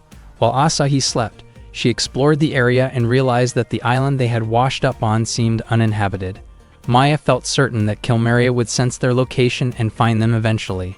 Asahi described it as a stranded island adventure, thinking it might actually turn into something exciting. He tried to get up in a hurry, but Maya asked him to rest longer. Asahi said he wanted to prepare things before evening came. She reminded him not to push himself too hard. He replied that what they needed most were water, food, and shelter, remembering their family camping trips. Maya laughed, saying those were from when Asahi was still small, gentle, and cute. They walked deeper into the island and found a river. They drank straight from the flowing water. Maya used her power to cut trees and chop them into pieces for building a shelter. After that, they went fishing together. Asahi caught one fish, while Maya pulled up a massive one with ease. Asahi then used his stone-throwing skill to hunt a bird flying overhead. He successfully caught it, and because of that, his stone-throwing skill leveled up. Long story short, their house was finally finished, and Maya cooked their catch for dinner. After enjoying the meal, they relaxed on the beach while watching the late afternoon sun. Asahi mentioned that the fish tasted amazing, and Maya said the bird he caught was great too. Asahi insisted the food was delicious because of Maya's excellent cooking skills, and Maya said she knew his tastes very well. Asahi admitted that lately things had felt pretty lively with the Asahi supercourts around, but during their early days in the other world, it had been just the two of them. Maya said she had always wished for more moments alone with him. Asahi asked whether Maya ever felt uncomfortable spending time with Kilmeria and the rest of the supercourt. He also asked how she felt when she first arrived in the new world. Maya said she had been happy every single day because she could always see Asahi, and because he always seemed cheerful. Asahi admitted that honestly he had been scared and confused in the beginning, and he was grateful that Maya had stayed by his side. He said he was the type who gave up easily and didn't even have a cheat skill. Even though he had once imagined receiving a powerful ability, he felt a little embarrassed saying it, and he thanked Maya again. Asahi believed there would be plenty of good moments ahead, even if challenges also came their way, and he invited Maya to face everything together with their friends. Asahi said he was starting to feel a little cold. Maya immediately hugged him and suggested they rest so they could stay warm. Suddenly, a shark monster surfaced, the great king shark, ruler of the sea and one of the 10 ocean kings. Just as Maya was ready to confront it, Kilmeria appeared and launched an attack. Gloria followed with the power of elegant split buster, and Quan used the tangled moonlight bloom technique to blow the creature apart. Sophie cast a protection skill to shield everyone. Asahi asked why all of them were there. Gloria, still in the middle of fighting, said they couldn't just leave Asahi and Maya alone if trouble showed up. Maya responded that it wasn't trouble at all, because according to the beach sports competition agreement, the winner earned a day with Asahi on a secluded island. Asahi had no idea what she was talking about. Maya explained that she had won the competition to claim time with Asahi, and therefore the day was rightfully hers. Asahi wondered if the others had overheard his earlier conversation with Maya. Sophie, Thanya, Gloria, and Quan reenacted the moment between Maya and Asahi, including a part that suggested a romantic scene which made him flustered. Asahi clarified that nothing like that had actually happened. Instead of believing him, they asked him to explain the situation in detail. Maya told Asahi not to be shy and said that strong bonds between siblings were completely normal, a line that Asahi wasn't sure how to respond to, given how dramatic she made it sound. Suddenly, the great king shark washed ashore in front of them. Asahi urged everyone to focus on dealing with the threat. The great king shark said it wanted revenge and summoned the 10 ocean kings. Asahi was surprised that the creatures had recovered so quickly. All the shark monsters merged their bodies and formed a massive shark-shaped robot called Super Great King Shark Mark II. Everyone was shocked, and Asahi grew terrified at the idea of getting hit by something so huge. Maya approached the towering figure and unleashed a divine-inspired power strong enough to part the sea. Even Kilmeria was stunned and called Maya a monster out of sheer disbelief at her overwhelming strength. Maya, however, was upset because the robot had interrupted her precious time with Asahi, and she declared that she would no longer tolerate the interference. She released an Omega-level fire attack toward the massive machine, and it disappeared in a huge explosion. Everyone stood in awe of Maya's strength. She scolded Kilmeria for interfering earlier, saying the situation hadn't been a problem for her. Gloria admired Maya and said she could be used as a reference for magical prowess. Quan and Sophie agreed that Maya could be intimidating. Asahi said the whole situation felt a bit gloomy, but Thanya pointed out that everyone actually seemed to be enjoying themselves.